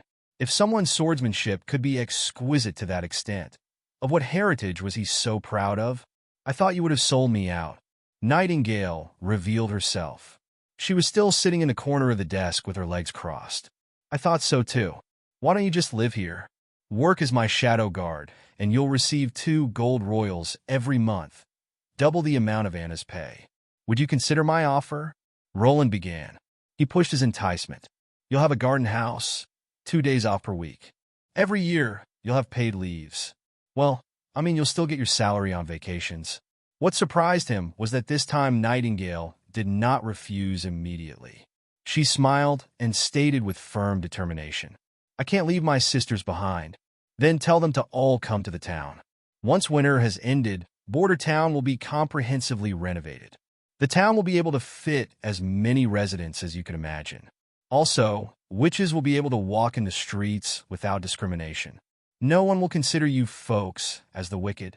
Well, inform me once you have accomplished this. Nightingale shrugged. All right, so solicitation needed to be presented with the actual product. Roland diverted the subject. Nana has been safely escorted? She was quite frightened. The prince sighed. It had been midnight when Nightingale woke him up. He nearly threw up after seeing the battle scene. She briefly accounted the things that had happened. Roland ordered her to get Nana secretly. The young girl who previously had only treated chickens almost fainted when she saw the soldier covered with blood. In order not to disturb Nana's family, Nightingale had to escort Nana back home as well. It was almost dawn when everything had finally been settled. What do you think about this incident? Would you be able to predict which of my dear brothers or sisters schemed this? Nightingale shook her head. They were all the members of the patrol team. The only exception did not carry any identification documents. Anyone could have hired those assassins. But I believe perhaps this assassination attempt has nothing to do with your siblings. How come? They were too careless. They went through internal conflicts for this one-time group mission. None of the assassins attempted suicide once the mission failed, leaving at least 2 of their members alive. Also at the time, they were not professional at all, almost like a street gang. That doesn't seem to be their usual behavior. It's more like a scheme plotted by amateurs. I believe even if I hadn't shown up, this assassination attempt wouldn't have had the slightest chance of success. Don't forget Anna was sleeping right downstairs. Nightingale picked up Roland's cup, took a sip nonchalantly, and continued, Anyway, your knight is heading to the cell for interrogation as we speak. I bet soon enough we'll find out the truth. Compared to the tactics that your sister plotted, this guy is so much more inferior. He even begged me not to kill him. As for the heavily injured patrol leader, I seem to remember calling him in before. Really? Nightingale tilted her head. I think you should sincerely applaud him. If he hadn't detained the other guys, I wouldn't have discovered those rats sneaking into the basement so quickly. I'm not sure why he did it, but an enemy's enemy is our friend, right? Right, Roland thought. However, his focus was not whether the patrol leader was a friend or a foe. It was the phrase that Nightingale had just used. Our friend. When Brian woke up, the first thing he saw was the off-white ceiling. The dazzling sunlight shone through the window. Brian slightly closed his eyes and opened them again, but the glare of the sun remained unchanged. It's not a dream, Brian thought. I'm still alive? He tried to move his body, but found that all he could do was to wag his fingers a little bit. Brian felt as if all his strength was drained. Then Brain heard someone call out. He has awoken. Report to His Highness immediately. His Highness? Brain felt his mind was in such a muddle that it was much duller than usual. By the way, how did I faint? Brian could vaguely remember that Viper pierced through his chest. He felt so close to death, but a ghostly woman showed up at the very end and defeated all the enemies in an inconceivable way. Very soon, there came maids who assisted him to lean against the bed. Another maid brought a basin of water to clean his feet. Brian apparently had never experienced such a thorough service. Plus, they were all young maids, which made him feel quite helpless. Fortunately, such awkwardness did not last too long. When Prince Roland walked into the room, everyone bowed. Brian sensed his fervent heart pumping in his chest.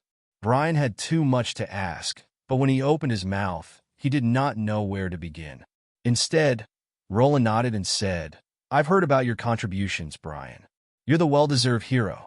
Once the word hero was said, Brian felt a sourness in his eyes, and his voice even started to choke. "No, Your Highness, my mate is the real—" Roland patted Brian on the shoulder to comfort him. Just like Nightingale's speculations, Fierce Scar divulged everything as soon as he was dragged into the interrogation room.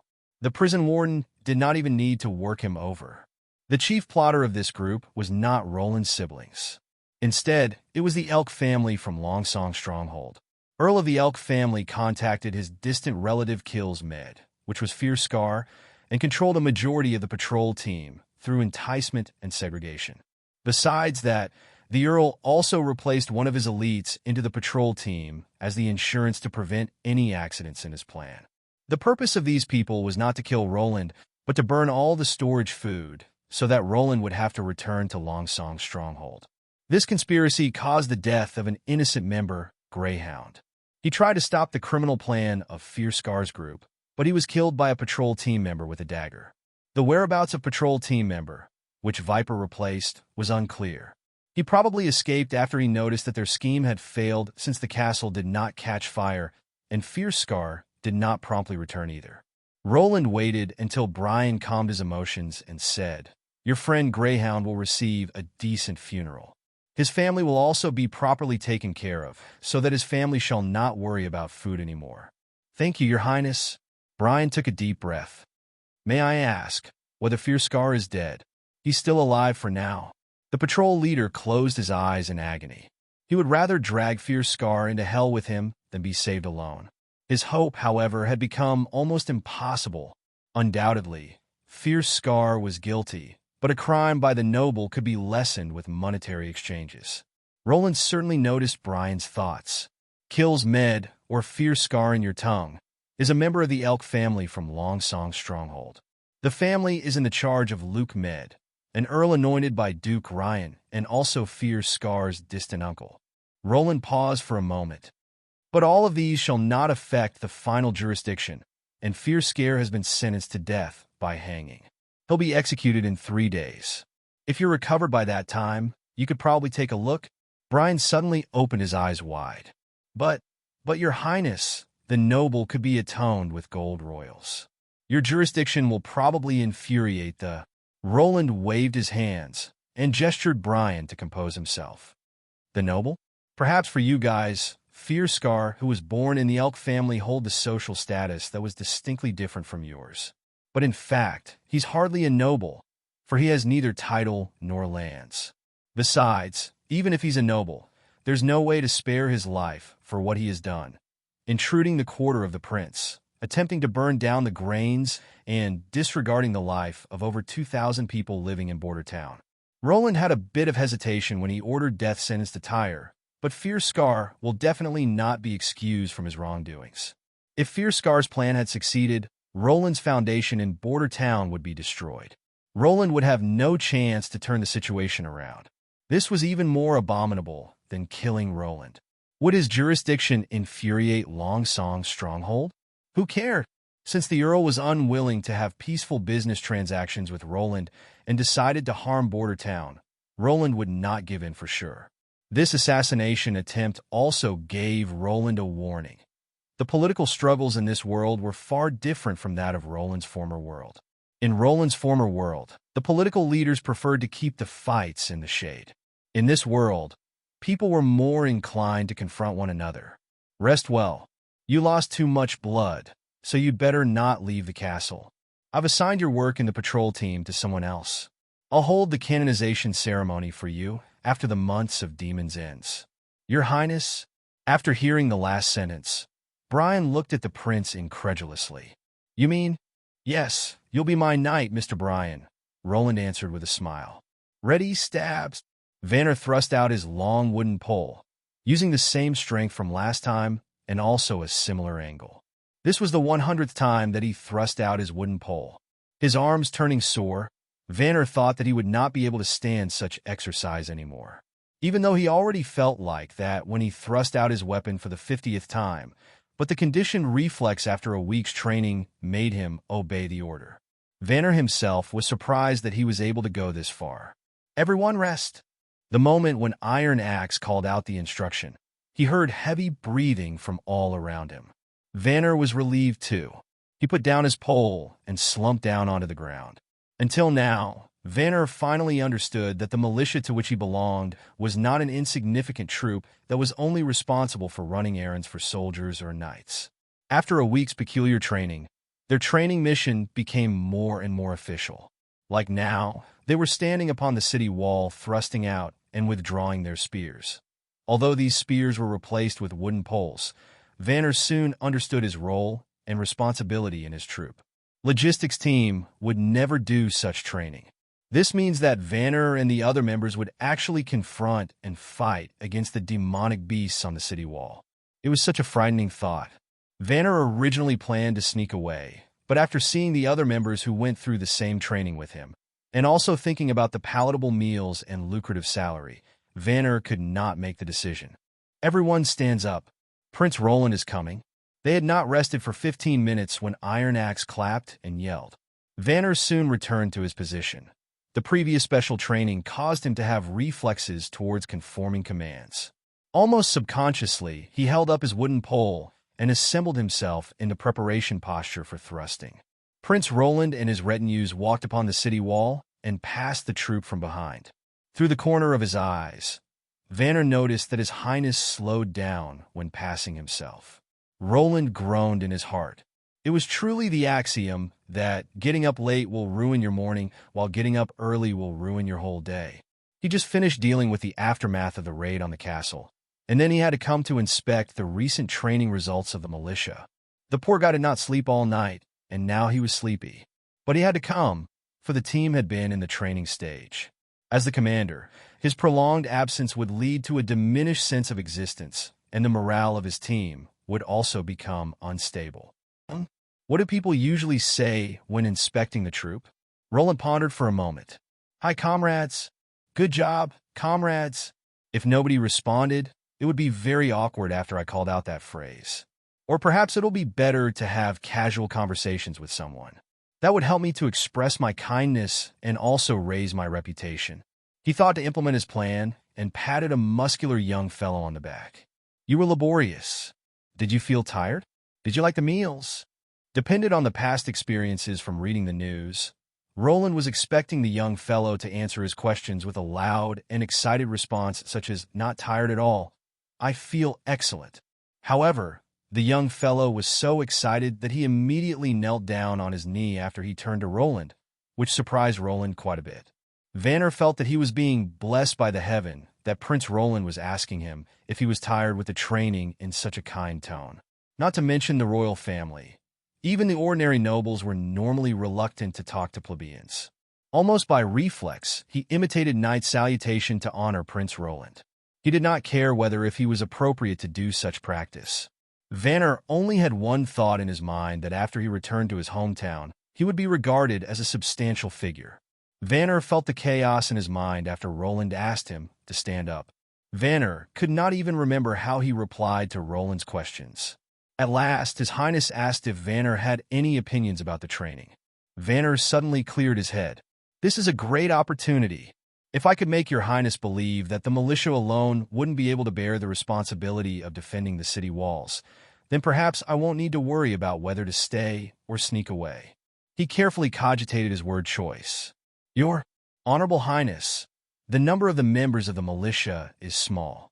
If we continue the current alignment training method, when the demonic beasts attack, we at most can only defend 1/3 of the city wall. Will you consider, even if Prince Roland recruited more members, there would not be enough time for training," Vanner thought. Besides, there would be a huge expense for their weapons. It would be arduous to gather enough spears for 300 members within 2 months in Border Town. It would be difficult to assemble even 100 spears, therefore, they were still training with wooden rods. If Prince Roland could realize that, then perhaps he would recruit mercenary from other towns as the primary defense force. At least the mercenary would be able to go on the battlefield without training. They would have their own weapons and armors, except that the price would be a bit high. Roland pondered for a moment and nodded. "You have good points. It's unrealistic to have the militia alone guard entire city wall." Vanner felt delighted. His Highness meant to agree with his thoughts. However, Prince Roland did not say what Vanner was expecting to hear. Instead, he called Iron Axe. In a sense, demonic beasts are just mutated beasts and that they don't have the ability to think, right? Yes, Your Highness. The normal demonic beasts are no different from those wild beasts, and even their habits are almost the same. As for the demonic hybrids, I haven't seen many, so I'm not sure. That'll be okay. Even though it's almost 600 meters from the Redwater River to the foot of North Slope Mountain, we can lure the demonic beasts to attack the specific areas. You mean setting up traps? Iron Axe asked. It's a trap, but not the kind that hunters would typically use. Standard traps capture prey by concealing themselves. Well, I want to do the opposite. I'll set up roadblocks from places far away from the city wall, such as fences, earth slopes, ditches to force the unintelligent demonic beasts to detour. The continuous roadblocks will lead the prey to assigned locations, and at the end gather at the defense area that we prepared. Roland looked at the Iron Axe. As for how to lure those beasts, I think no one knows better than you do. Iron Axe thought for a moment. It'll be fine to guide then, and demonic wolves don't like water, demonic boars are afraid of light, and all the other demonic beasts have their own habits. But Your Highness, in this way, we'll have all the demonic beasts gathered within this area of 600 feet. Wouldn't that be too dangerous? It's true if we only have spears and arrows as the weapon, Roland said confidently. But now, we have a new weapon. When it was about the time to leave, the prince once again came to Vanner and patted on his shoulder. You have a good observation. What's your name? Van Vanner. Your Highness. I'll propose to my chief knight to appoint you as the deputy force commander of the Spear Squad. Mr. Vanner, I'm looking forward to seeing your more achievements. Roland built a flat house in the yard of the firing room to produce snow powder. In other words, the gunpowder. This 300-square-meter house only had one entrance and was heavily guarded. There were 2 knights guarding the entrance. To prevent anyone from bringing flammables to the room, all visitors were required to register and go through the security check. This is the new weapon that you talked about. Carter, who was summoned by Roland, pinched the black powder with his fingers and sniffed it. Isn't it the snow powder? Perhaps Iron Axe did not know, but Carter often attended the royal ceremonies, and of course, he knew that snow powder was something that people place in the ceremonial barrels. It was the proudest production of the alchemical workshop, and its prescription was a confidentiality to outsiders. However, the prince could get whatever he wanted. It's snow power, but not entirely the same, Roland said, and it's the newest modified product of the alchemical workshop. I call it the gunpowder. Gunpowder was known as the secret weapon for mass production. Its ingredients were easily accessible. The prescription required 3 ingredients: sulfur, charcoal, and saltpeter. Gunpowder would be made by just mixing these 3 ingredients at a 1 to 1.5 to 7.5 ratio. It could be easily produced without any technical barriers. The snow powder in this age consisted of 60% of charcoal, 20% of sulfur and saltpeter, and 20% of other bizarre, inferior ingredients such as mercury, butter, honey, etc. It could not function as gunpowder due to its slow combustion speed and insufficient gas release. However, Roland knew that the alchemists were trying to test other prescriptions. In at most 30 years, a prescription similar to the standard gunpowder prescription would be developed. In history, after the invention of gunpowder, it still took a long time for people to forego the usage of cold weapons. The reason rooted in the prescription of gunpowder and also the stagnation of the related armament manufacture industry. However, many people overlooked the fact that gunpowder itself could be an extremely formidable weapon even without relying on firearms. Right when the firing room for cement was built, Roland had already assigned labs for the several follow-up projects. Most of the labs were being built around the North Slope mine area so that the labs could be efficiently guarded. The construction of the labs was speedy due to their simple composition of adobe walls and wooden roofs, and their construction would not intervene with the construction of the city wall. The saltpeter purchased from Willow Town was delivered to the nearby warehouse to be stored. It would be ground, measured, and sent to the labs when it was time to use them. Charcoal and sulfur would go through the same process. The transport and mixture of the three ingredients would be completed by different groups of people. This way, Roland could eliminate the risk of the plan being leaked out. Roland took 20 pounds from the pre-made gunpowder and slowly poured it onto a cropped sheepskin. The gunpowder all went through the process of soaking, compressing, drying, grinding, and screening. They were all in similar sizes and extremely inflammable. To prevent any accidents due to the collision of sparks, the entire manufacturing process did not use any metal products. Instead, they used ceramics or wooden products. After pouring the gunpowder, Roland folded the sheepskin to 3 folds and tied it with string. "That's all I need to do?" Carter asked. This object in front of him could also be called a weapon. Although it was the modified version of the snow powder, it would not do any damage just by its loud noise. Perhaps it would be effective to farmers who had never been to the battlefield, but it certainly would not frighten the trained soldiers and mercenaries. However, the chief knight pondered cautiously.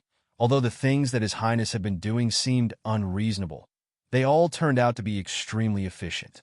If the demonic beasts had similar intelligence to ordinary beasts, perhaps this gunpowder thing would actually work. For example, a sudden loud noise could make them flee and startle. That way, the stress on the troop could be lessened. Roland gave the wrapped-up gunpowder to Carter and took a bag of the inflammable gunpowder that had been ground. "It's almost the time. Let's head to the outside of the city wall. Iron Axe should already be prepared." About 2 miles from the city wall to the west, the vacant space between Misty Forest and the impassable mountain range would be the area to do the trial blasting. Iron Axe and the other hunters had already been waiting here for a long time. Besides Iron Axe, everyone was local and also the ones with the best archery skills. Hearing that Prince Roland had a mission to assign them, they immediately followed Iron Axe over. Everyone knew now that the new Lord of Border Town was generous about giving remunerations. Following Roland's command, they set up long wooden poles on the 4 corners, tied up strings, and enclosed a watch circle for half of a mile. Roland assigned knights to scout near the city wall in case anyone approached by accident. Roland examined around the watch circle and nodded. "Did you bring all the praise?" "Your Highness, the praise are here." Iron Axe came up with a cage. Carter noticed the hens and rabbits in the cage. "Very well, put them on 5 steps, 10 steps, 15 steps, and 30 steps away from the center, and tie one on every wooden pole." Carter shook his head and suggested, "Your Highness, I'm afraid the praise you selected could hardly have any test effect. These animals are timid by nature. They will flee if there are any noises nearby, even if the noise could scare them, but it wouldn't be able to startle the demonic beasts." To startle the demonic beasts? Roland paused for one moment and realized, "I'm not planning to scare them, even though this thing is astonishing when it explodes." Roland brought the chief knight to the center of the circle, dropped off a bag of gunpowder, and tore an opening in the bag to allow some powder to leak out. Then Roland pulled out the leather bag with gunpowder and continued to sprinkle the gunpowder from the opening while stepping backward. It was a windless day, perfect for such a primordial explosive method. Roland retrieved the leather bag only when they retreated to 100 meters away. "That's enough. Let's ignite it here." He repeatedly estimated the distance, making sure it was errorless, and then said to Carter, "Bring all the hunters here." At this moment, Roland was quite excited. He had done a smaller scale of the explosion test, so he was not that concerned with the outcome of the experiment. What he really cared about was that this moment would be a moment of great invention. The thermal weapon would officially step on the stage, and Roland would be recorded into history as the chief leader. After everyone gathered, Roland ignited the gunpowder. Carter lay on the ground. He felt uneasy as he watched the spark furthering away. With such a long distance, plus it was not even put in the bronze barrel, the exploding noise of snow powder might not even be reached here. It was unnecessary for Prince Roland to demand that everyone had to lie on the ground. However, there was nothing left to say since Prince Roland took the lead himself. The ground was freezing cold during winter. Carter could felt the chill even if he was wearing chain armor. Carter moved a bit. An astonishingly loud sound broke out as he was about to lie on his side. Because the distance was too close, the exploding noise and the shock arrived at the same time. He felt a sudden buzzing in his ears, and the world became quiet. The shaking of the ground continued momentarily. He lifted up his head and saw a black cloud rising into the air, followed by the falling of stones and mud. The shock that Roland received was much less than the chief knight's. As someone that would cover his ears even for firecrackers, Roland promptly prepared protection for himself. The explosive point was unlike in movies, where there would be huge fireballs. The glaring light of flame flashed, multitudes of mud were blasted off the ground, reaching a height of 10 meters in the air. When everything settled down, the only thing that Roland felt was this noise was much louder than firecrackers. Regarding Iron Axe and the other hunters, they were flabbergasted by what they just saw and heard. Only Iron Axe knew that this experiment was to test a new weapon, but he also did not expect the momentum of the weapon to be so groundbreaking. Only the thunder of God's punishment could be comparable to this.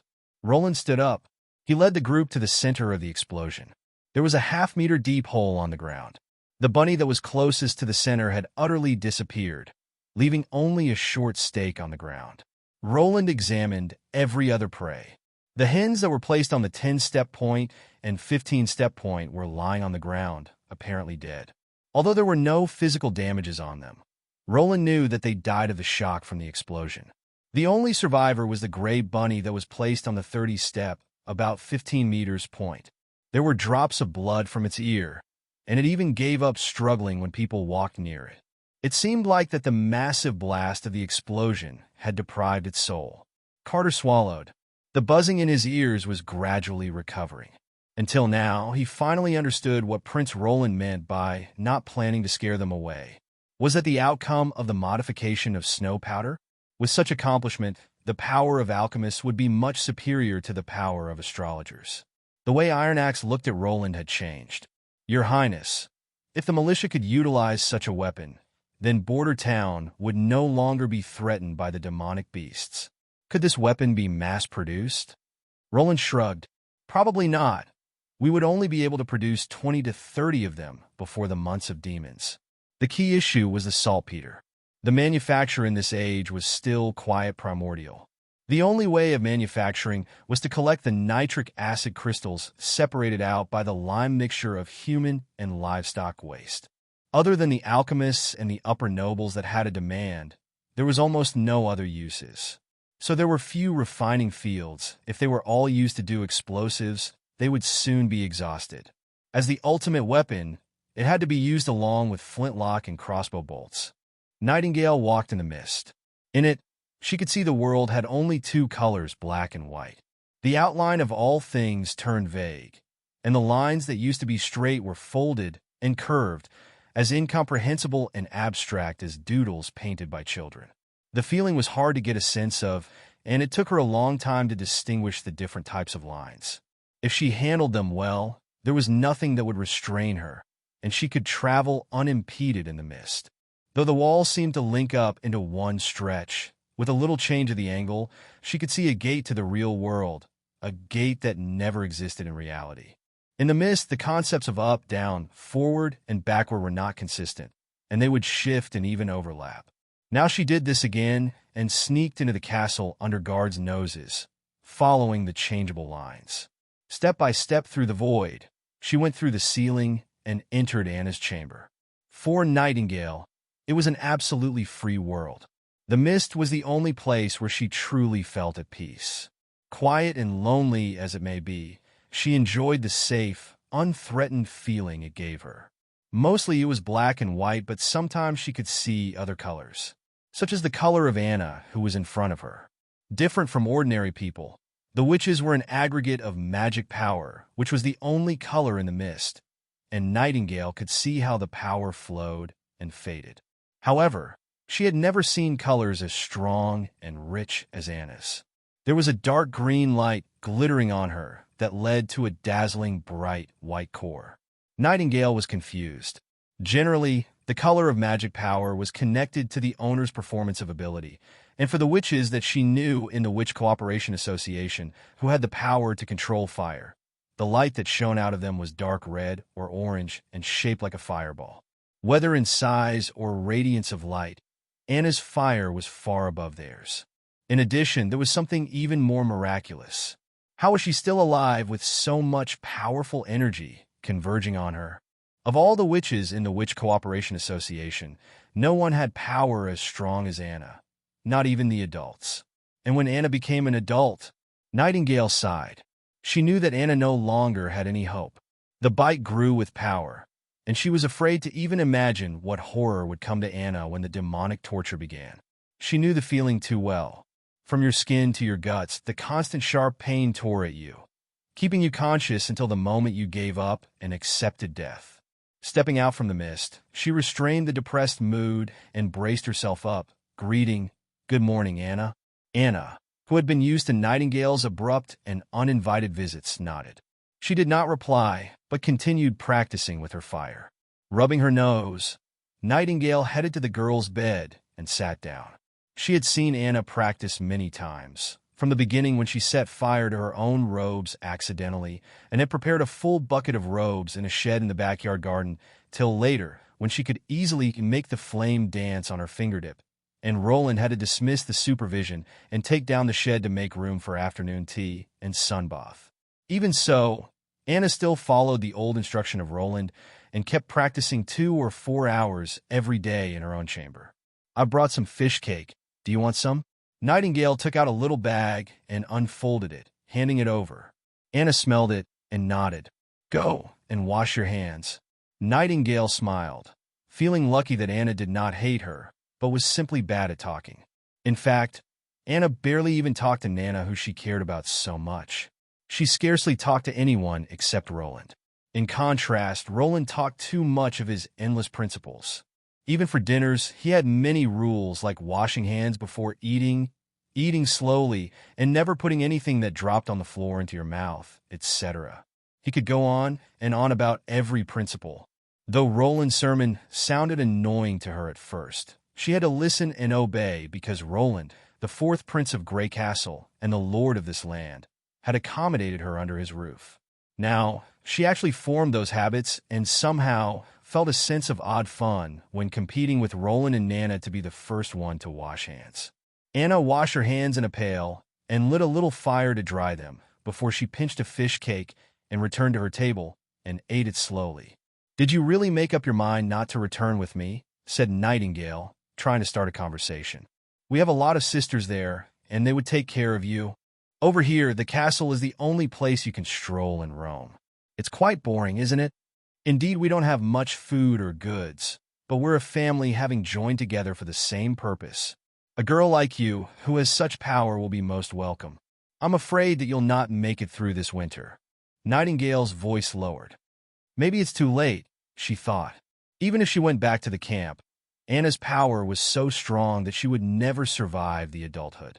All Nightingale could do was to watch her die. "Where did you live before joining the Witch Cooperation Association?" Anna asked.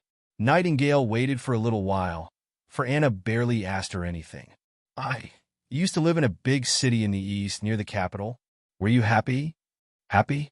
No." It was a piece of memory she would never recall. It was when she had to depend on others for a living, being despised and mocked.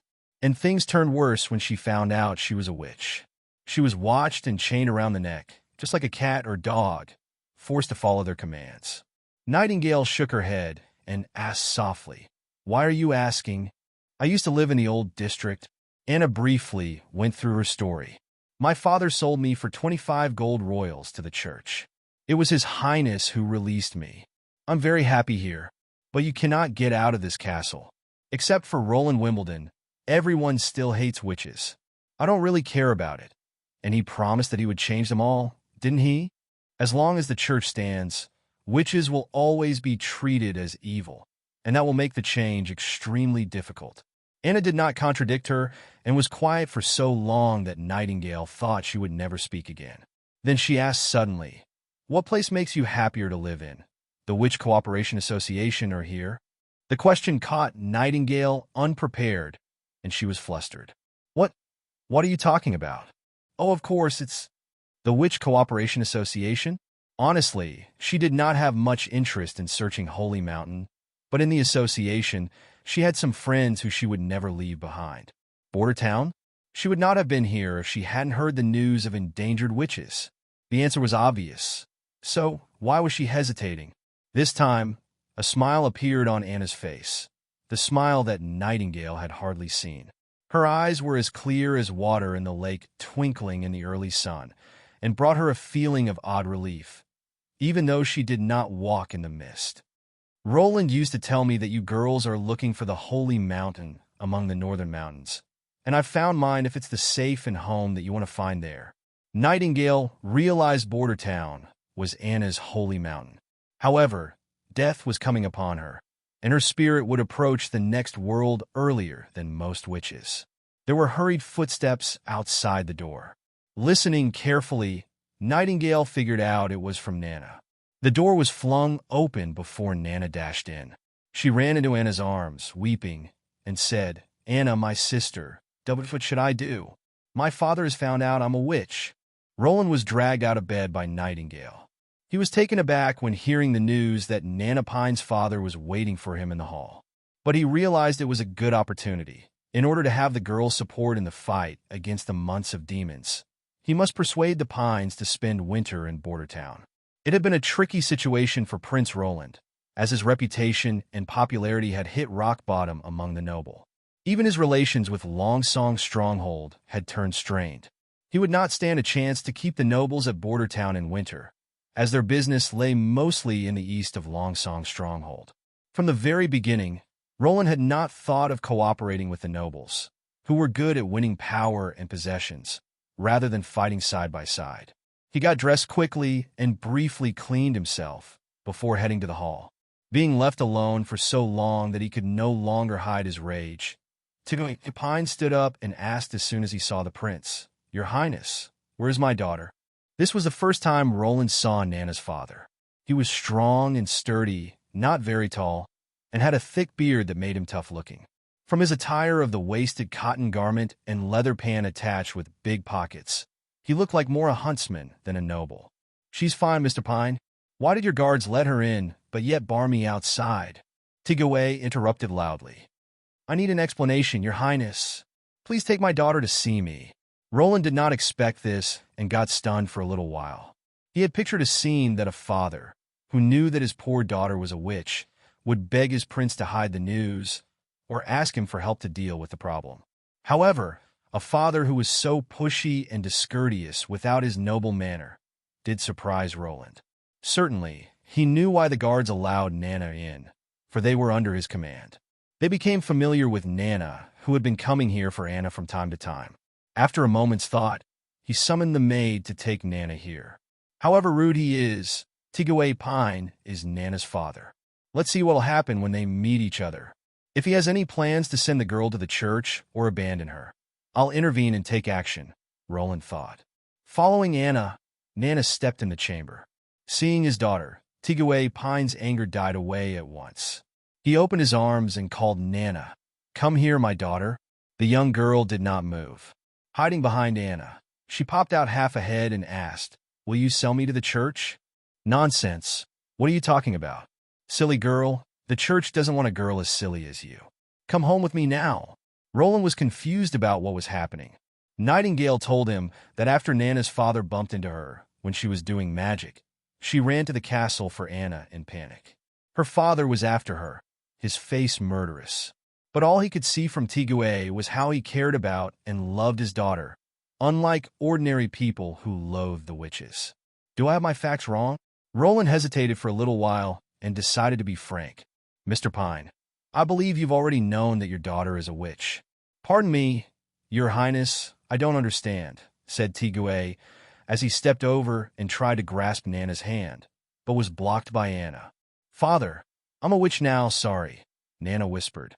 Tigaway became anxious and said, "Nonsense. Witch? Must be the teachings from the damn guy Carl. I shouldn't have sent you to the school because what you've learned is nothing but bullsh*t. These words hit Roland's mind, and he realized that all the concealing Tigaway had done for Nana might be due to his misunderstanding of him. Therefore, he was so anxious and worried before seeing Nana. "Anna," he winked at the witch, and she nodded. She reached out her right hand to Tigaway, who tried to bypass Anna and get Nana. Fire burst from her palm, flying past his top.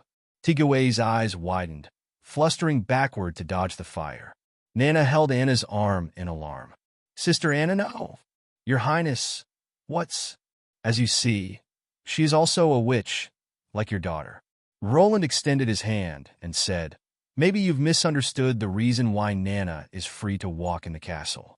Shall we have a real talk now?" Tigaway seemed awakened.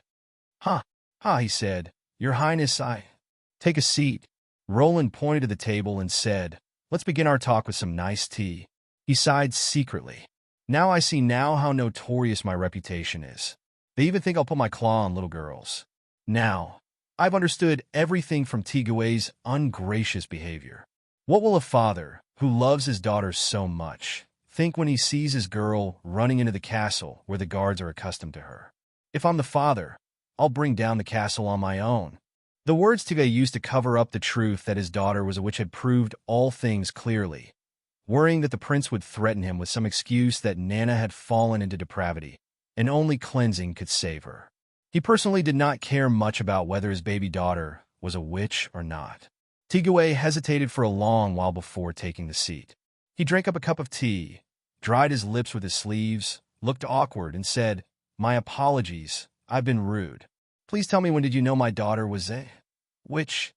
"It was before winter, and it was not me, but her teacher Carl Van Bate, who found her awakened. He entrusted me to protect Nana because of Anna, his friend," Roland explained explicitly. "In this half-month, she came to the castle to practice her power when she was available. By the way, she has the power to heal." "Has she?" Tigaway scratched his head and said, "That was why the cat started to run and skip again." "Cat? Air?" "Nothing special. When I came back home, I found her sitting on porch and carrying a cat wounded by a carriage. I was about to scare her from her back, but when she spotted me, she ran away immediately. The cat had broken legs, but suddenly it recovered." He gazed at Nana and Anna and asked, "You two are friends?" Nana nodded quickly before Anna could make any response. Tigaway's face turned gentle. Seeing this, Roland asked, "It seems that you don't trust the rumor that the witches are the evils seduced by the demon." "Certainly my daughter is no evil," he said firmly, "and whatever she turns into, there's no doubt about that." Roland was touched by Nana's father, who was much different from Anna's father. He finally understood the reason why Nana was always so sweet and innocent, wearing a smile on her face almost every day. This family was like a warm cradle for a kid to grow up in. "I have no doubt either, Mr. Pine." The prince was straightforward. "Your daughter has a marvelous power to heal the wounded. I hope she'll stay in Bordertown, assisting me to fight through the months of demons." Tigaway was indecisive. "Your Highness, forgive me. I have no choice but to refuse. When the months of demons come, Bordertown will be deadly dangerous, and I'd never allow her to stay in danger. Tigaway Pine's land is beyond Bordertown's governance. I can't command him directly, even in the name of a prince." Still, Roland believed that nothing was impossible when they were willing to sit down and talk. "Danger is relative, Mr. Pine. Yet opportunity comes with danger," Roland said, as he read over the relevant materials collected by his assistant minister in his mind. "You inherited the title from your father. Am I right? He had been a knight and was rewarded the name and land for his valor in battle."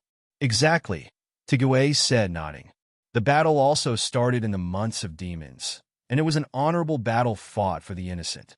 At that time, a small number of demonic beasts accidentally crossed our stronghold defense through the Redwater River into the hinterland of the western region. Your father came across those beasts when he was in his patrol duty. Considering that the town behind him had no fortifications, though it was not in his governance, he chose to attack the beasts. Rather than avoiding and retreating for support, which most men would have done under the same circumstances," Roland stated, watching Tigaway. "I believe you're clearer about what happened afterward than me. Together with the men who he gathered in town and his squire, your father marched on the beasts and defeated them." "Indeed," Tigaway said, his voice trembled with excitement, apparently admiring this glorious history. "One of the monsters, dreadfully huge, looked like either a stage or an ox or the combination of both. Its leg was thicker and sturdier than my father's trunk, and shook the ground when it ran. I could never defeat this kind of monster if I were there. But he did it. Standing near a shallow groove, my father lured the angry beast to him, and when it sped up to strike, he lay down in the shallow groove, holding the sword on a stone with the tip right up. The seemingly invincible beast was too foolish to dodge the sword tip, which ripped open its belly, and the guts poured out, covering all over my father. By now, above my hearth still hangs the reward from that battle, a large horn from a demonic beast. Roland drank some tea and said calmly, "The battle was worthy of admiration. Your father had kept his faith, compassion, and bravery of a knight. Joe Cole, who gave your father the title and the land, was an earl in Longsong's stronghold back then. 25 years ago, he was promoted to a duke by my father, King Wimbledon III. He was appointed as the guardian of the southern border, with his governance extending all over the southern territory. It was a pity that with no one staying in Longsong's stronghold to back the late Pine. After Joe Cole had received the new appointment, he became a thorn in the eyes of the Duke of Long's stronghold when he stayed at the east of Longsong's stronghold. You know it all too well." Tigue exhaled, looking a little helpless. "Lord Joe doesn't get along well with Duke of Longsong's stronghold, and didn't obtain his earl's title from the Duke, either.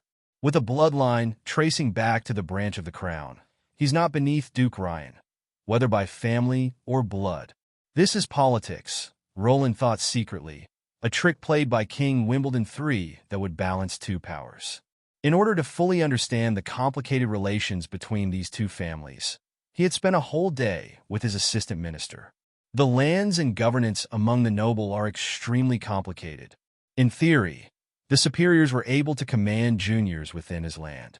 But it turns out that was far more complex to carry out, as we could see from Joe Cole and Duke Ryan.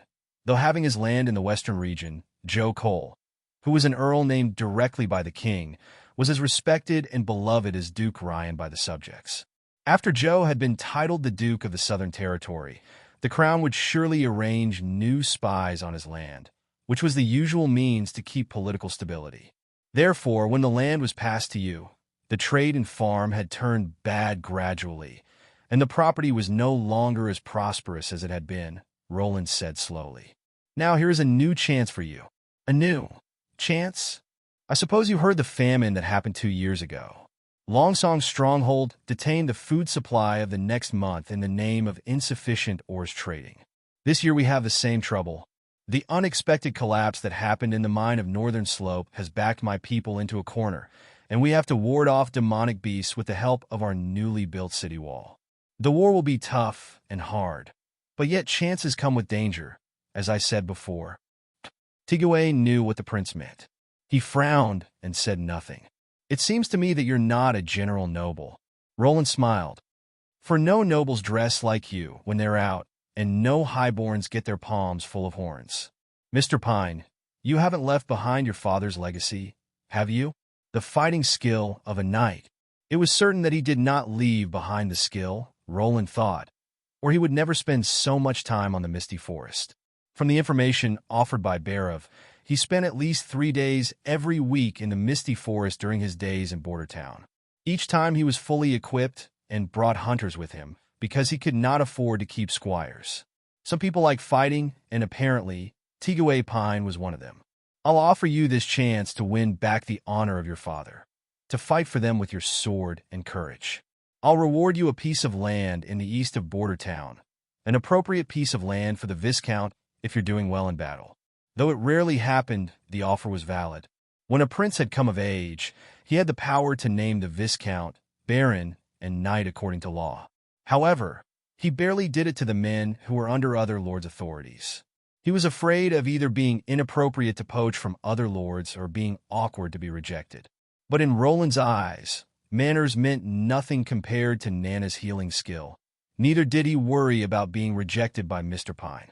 Since Joe did not bring Tigue's father with him when he was the guardian of the southern border, it seemed that Joe had given up the Pines.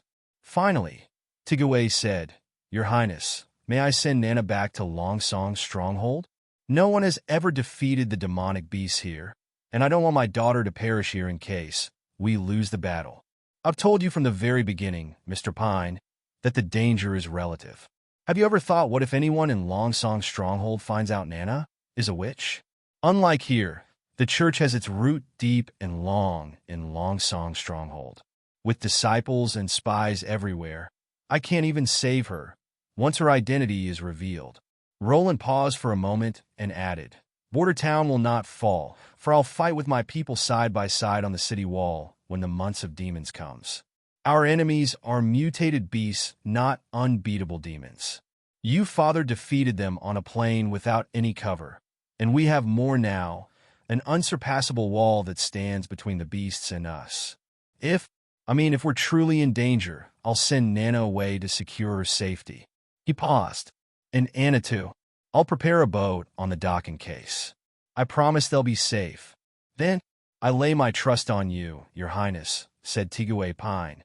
And he stood up and kneeled, his chest straight up and his belly flat, before he saluted the prince with a knight courtesy and pledged, I'll fight for you.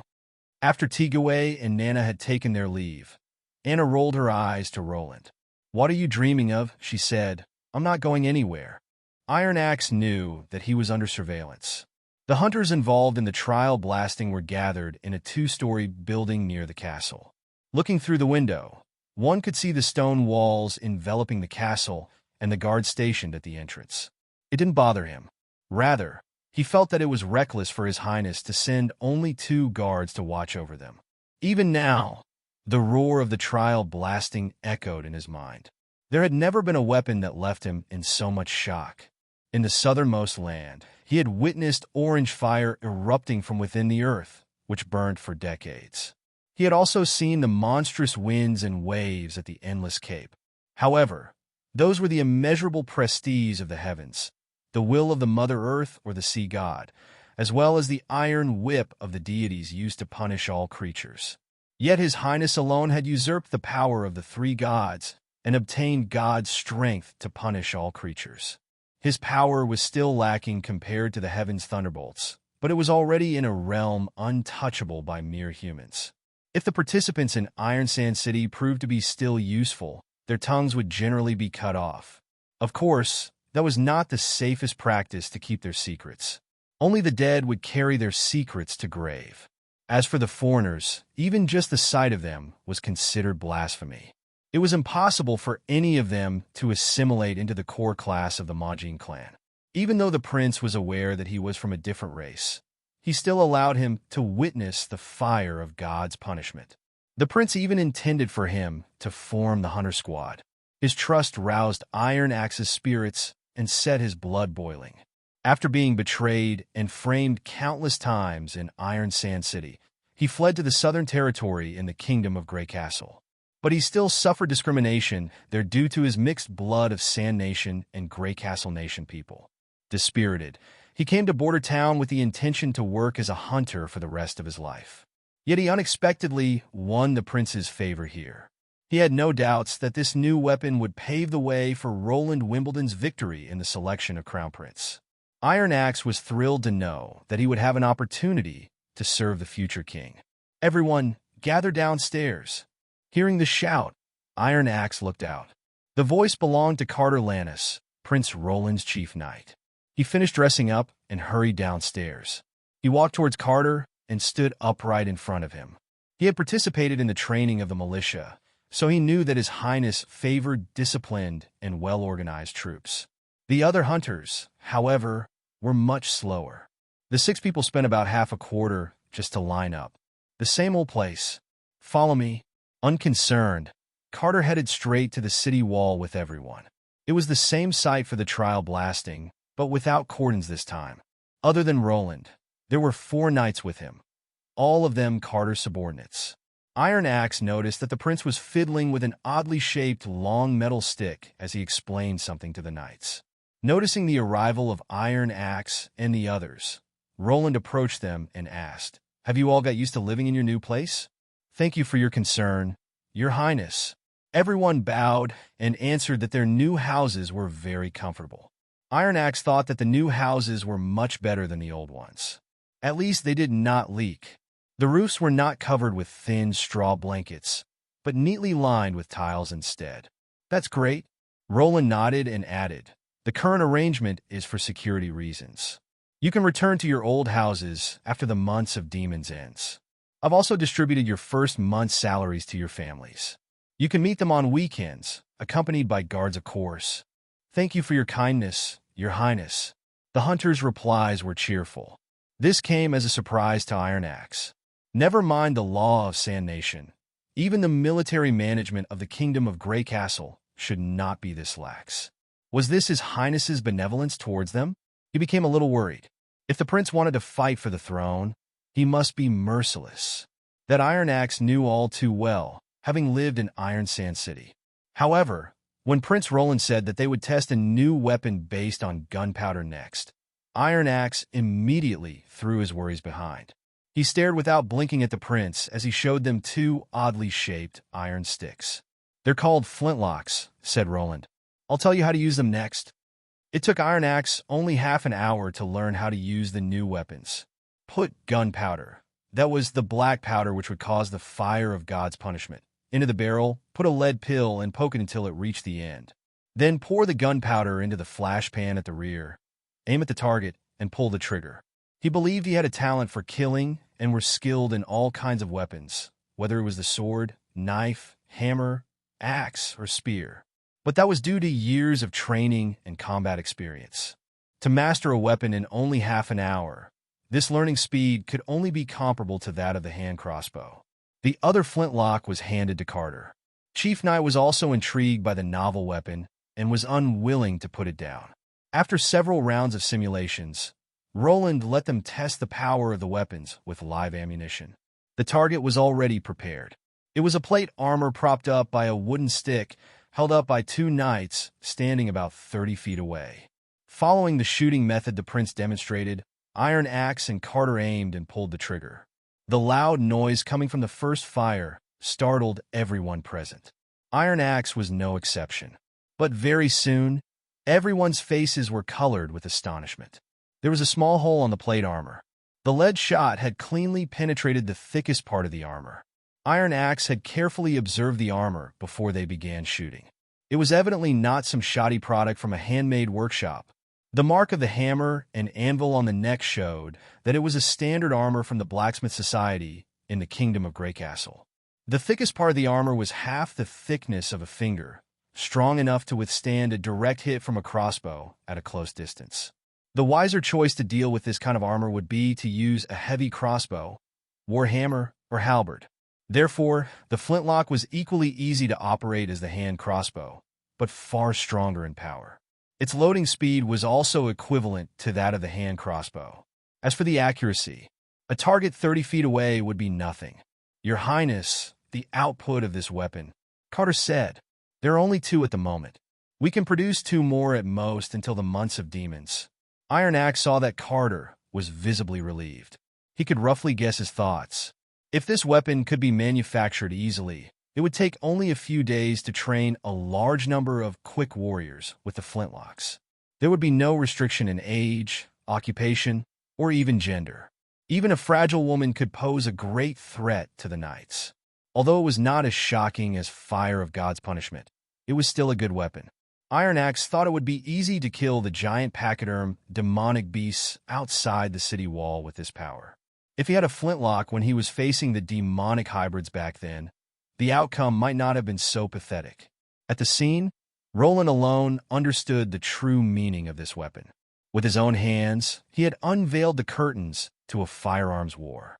Roland stood on the city wall and looked out toward the north. In the past month, he repeatedly inspected the castle, the mine, and the city walls, checking every possible detail that might have been neglected. The militia became increasingly skilled at handling the weapons. Under Carter's repeated drills, they had been able to stabilize their spears until the captain who was in charge of the observation gave the order to attack.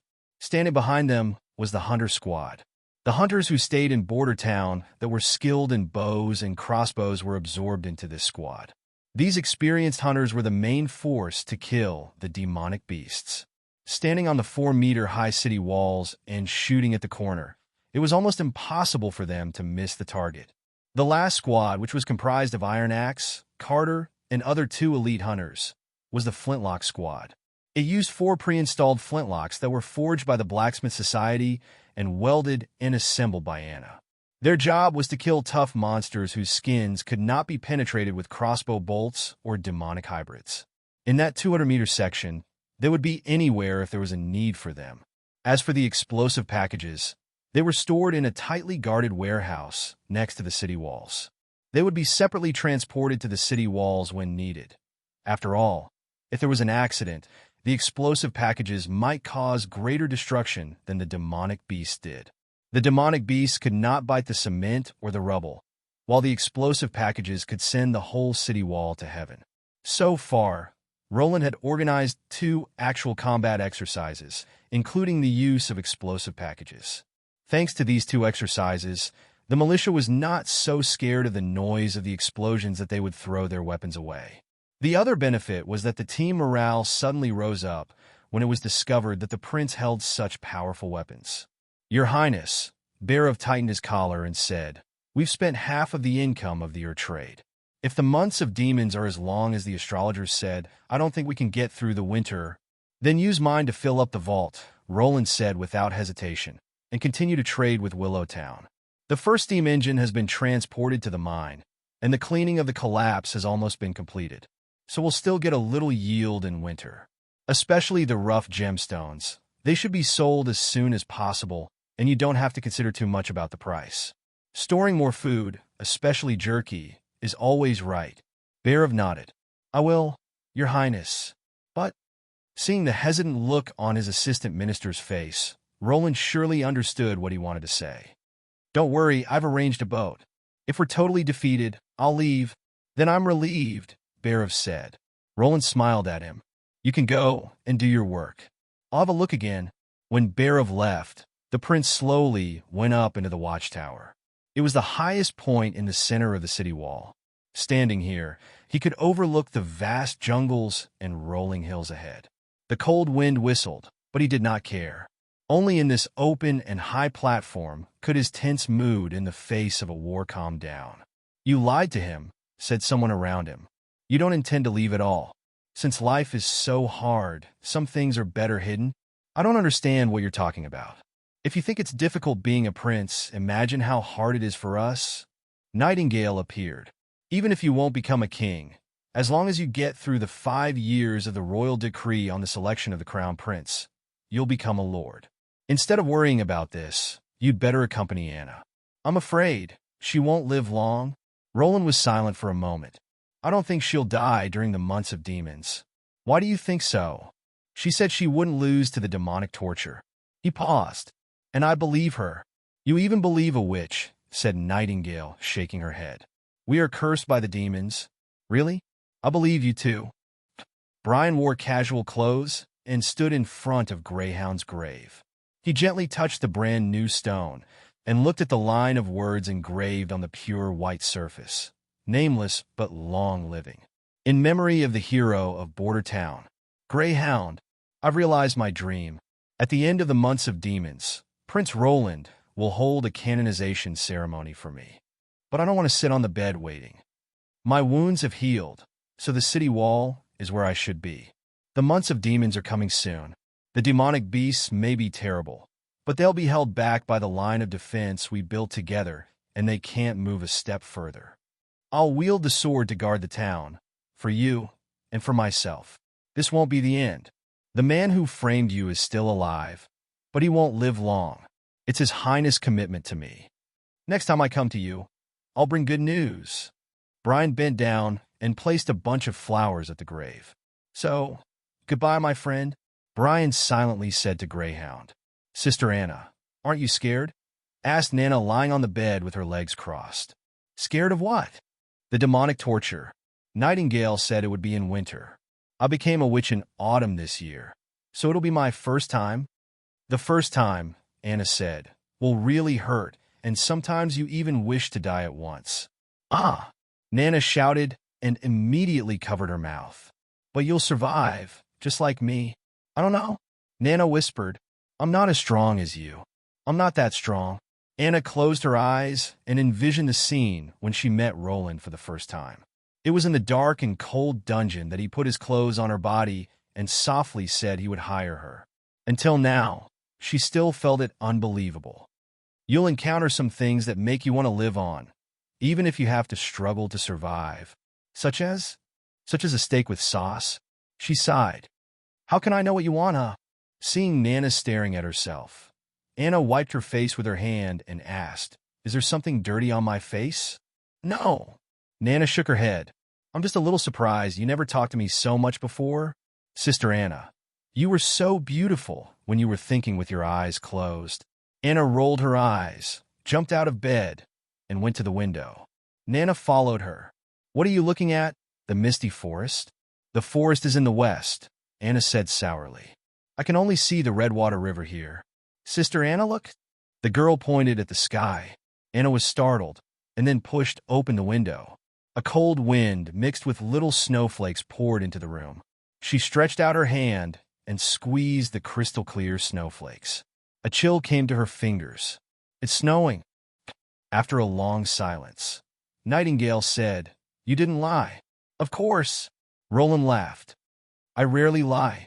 Nightingale did not say anything. She tilted her head with some unknown look in her eyes. Suddenly, she felt cold on her neck and could not help shrinking. She looked up and found that snowflakes were floating over the city wall. It seemed that there were countless white spirits in the gray sky.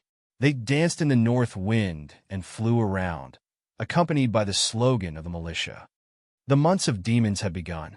The firewood was burning violently, but Roland Wimbledon didn't feel much of the heat. Although he was in a large tent made of stitched leather, and the ground was also completely sealed without any air leakage, he still felt cold. His toes were especially cold. They were almost frozen to the point that he couldn't feel them any longer. This damn place. Even the urine freezes when you take a piss, he spat and stood up. He grabbed the table on both sides with his hands. When he used all his strength, so that even his hand became red from the effort, the 6-foot square wooden table became lively and left the ground. After he put the table at the edge of the fire pit, Gerald felt a lot more comfortable. He took off his shoes and put his feet next to the fire, warming them in the heat. He spread out the text scroll with his hands once more and continued to write the unfinished letter. Dear lovely Olivia, it has been already a month since I came to Hermes, but of course, the church prefers to call this place their new holy city. If it wasn't for the months of the demons, I wouldn't want to stay here for even a moment. I just want to get back to you and share the warm bed with you once more. Faithful to the convention, the church is monitoring us with their own forces instead of supporting us. It's kind of ironic, isn't it? Speaking about the church, I have to admit that what they were able to do is really amazing. I can still remember the time when I was here for the first time.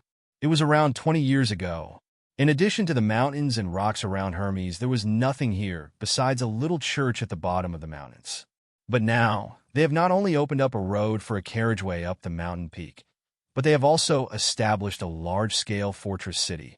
During the summer, you really should come and take a look at this city with me. The new holy city is even grander than our Graycastle. Do you remember the theater in Graycastle? You and I had gone there to watch The Revenge of the Prince. You were so impressed with the theater's architecture. The interior was so spacious that it was unbelievable. But after you see the holy city's new hall of military affairs, you will think that the theater in Graycastle was only a shack. It is hard to call it a building. I think it's more like a piece of exquisite art. It's so spacious that it could swallow 5 theaters. However, not a single pillar supports the exterior walls. The walls are held up by 8 behemoth-like, demonic beast bones. Between the curved bones are many smaller bones which are connected by hemp ropes, and the roof hovers in midair as if it were on a pole. How could they think off a building like this? And those bones, if they were stripped from a demonic beast, I bet that guy's size was certainly more than 100 feet. Probably only in Hermes will you be able to encounter such a monster. But honey, please do not worry. Even if the demonic beasts are massive, they are still the devil's minions. In the presence of God's eye of retribution, no evil can escape God's jurisdiction. Whether it is a demonic beast, a witch, or the devil himself, their only fate is to turn into ashes. When he had written until here, Roland Wimbledon put down his pen and loosened up his tingling hands. This was really strange. Normally, he could hold his 15 pounds, heavy two-hand sword all day, but while holding the pen, he was only able to write a few sentences before he felt so tired. He smiled in a self-deprecating way and thought that he really was made for a yokel's life. When speaking of demonic beasts, I suddenly think of my fourth brother. He was assigned to Border Town, such a miserable place. I'm afraid he has already turned tail and fled to Long Song's stronghold. Even there, the demonic beast will not be able to reach him, and the stronghold's defense is comparable to Hermes. But I think this is not his fault. Even if I went to that place, I would only be able to take refuge in the stronghold. Here can be seen how unfair my father is. Just because our younger brother performed exceptionally intelligently from an early age, he decided to let him inherit the throne. Father forgets that he himself didn't win the throne with calculating means. Since our mother's death, it has become more and more difficult for me to find out what father is thinking.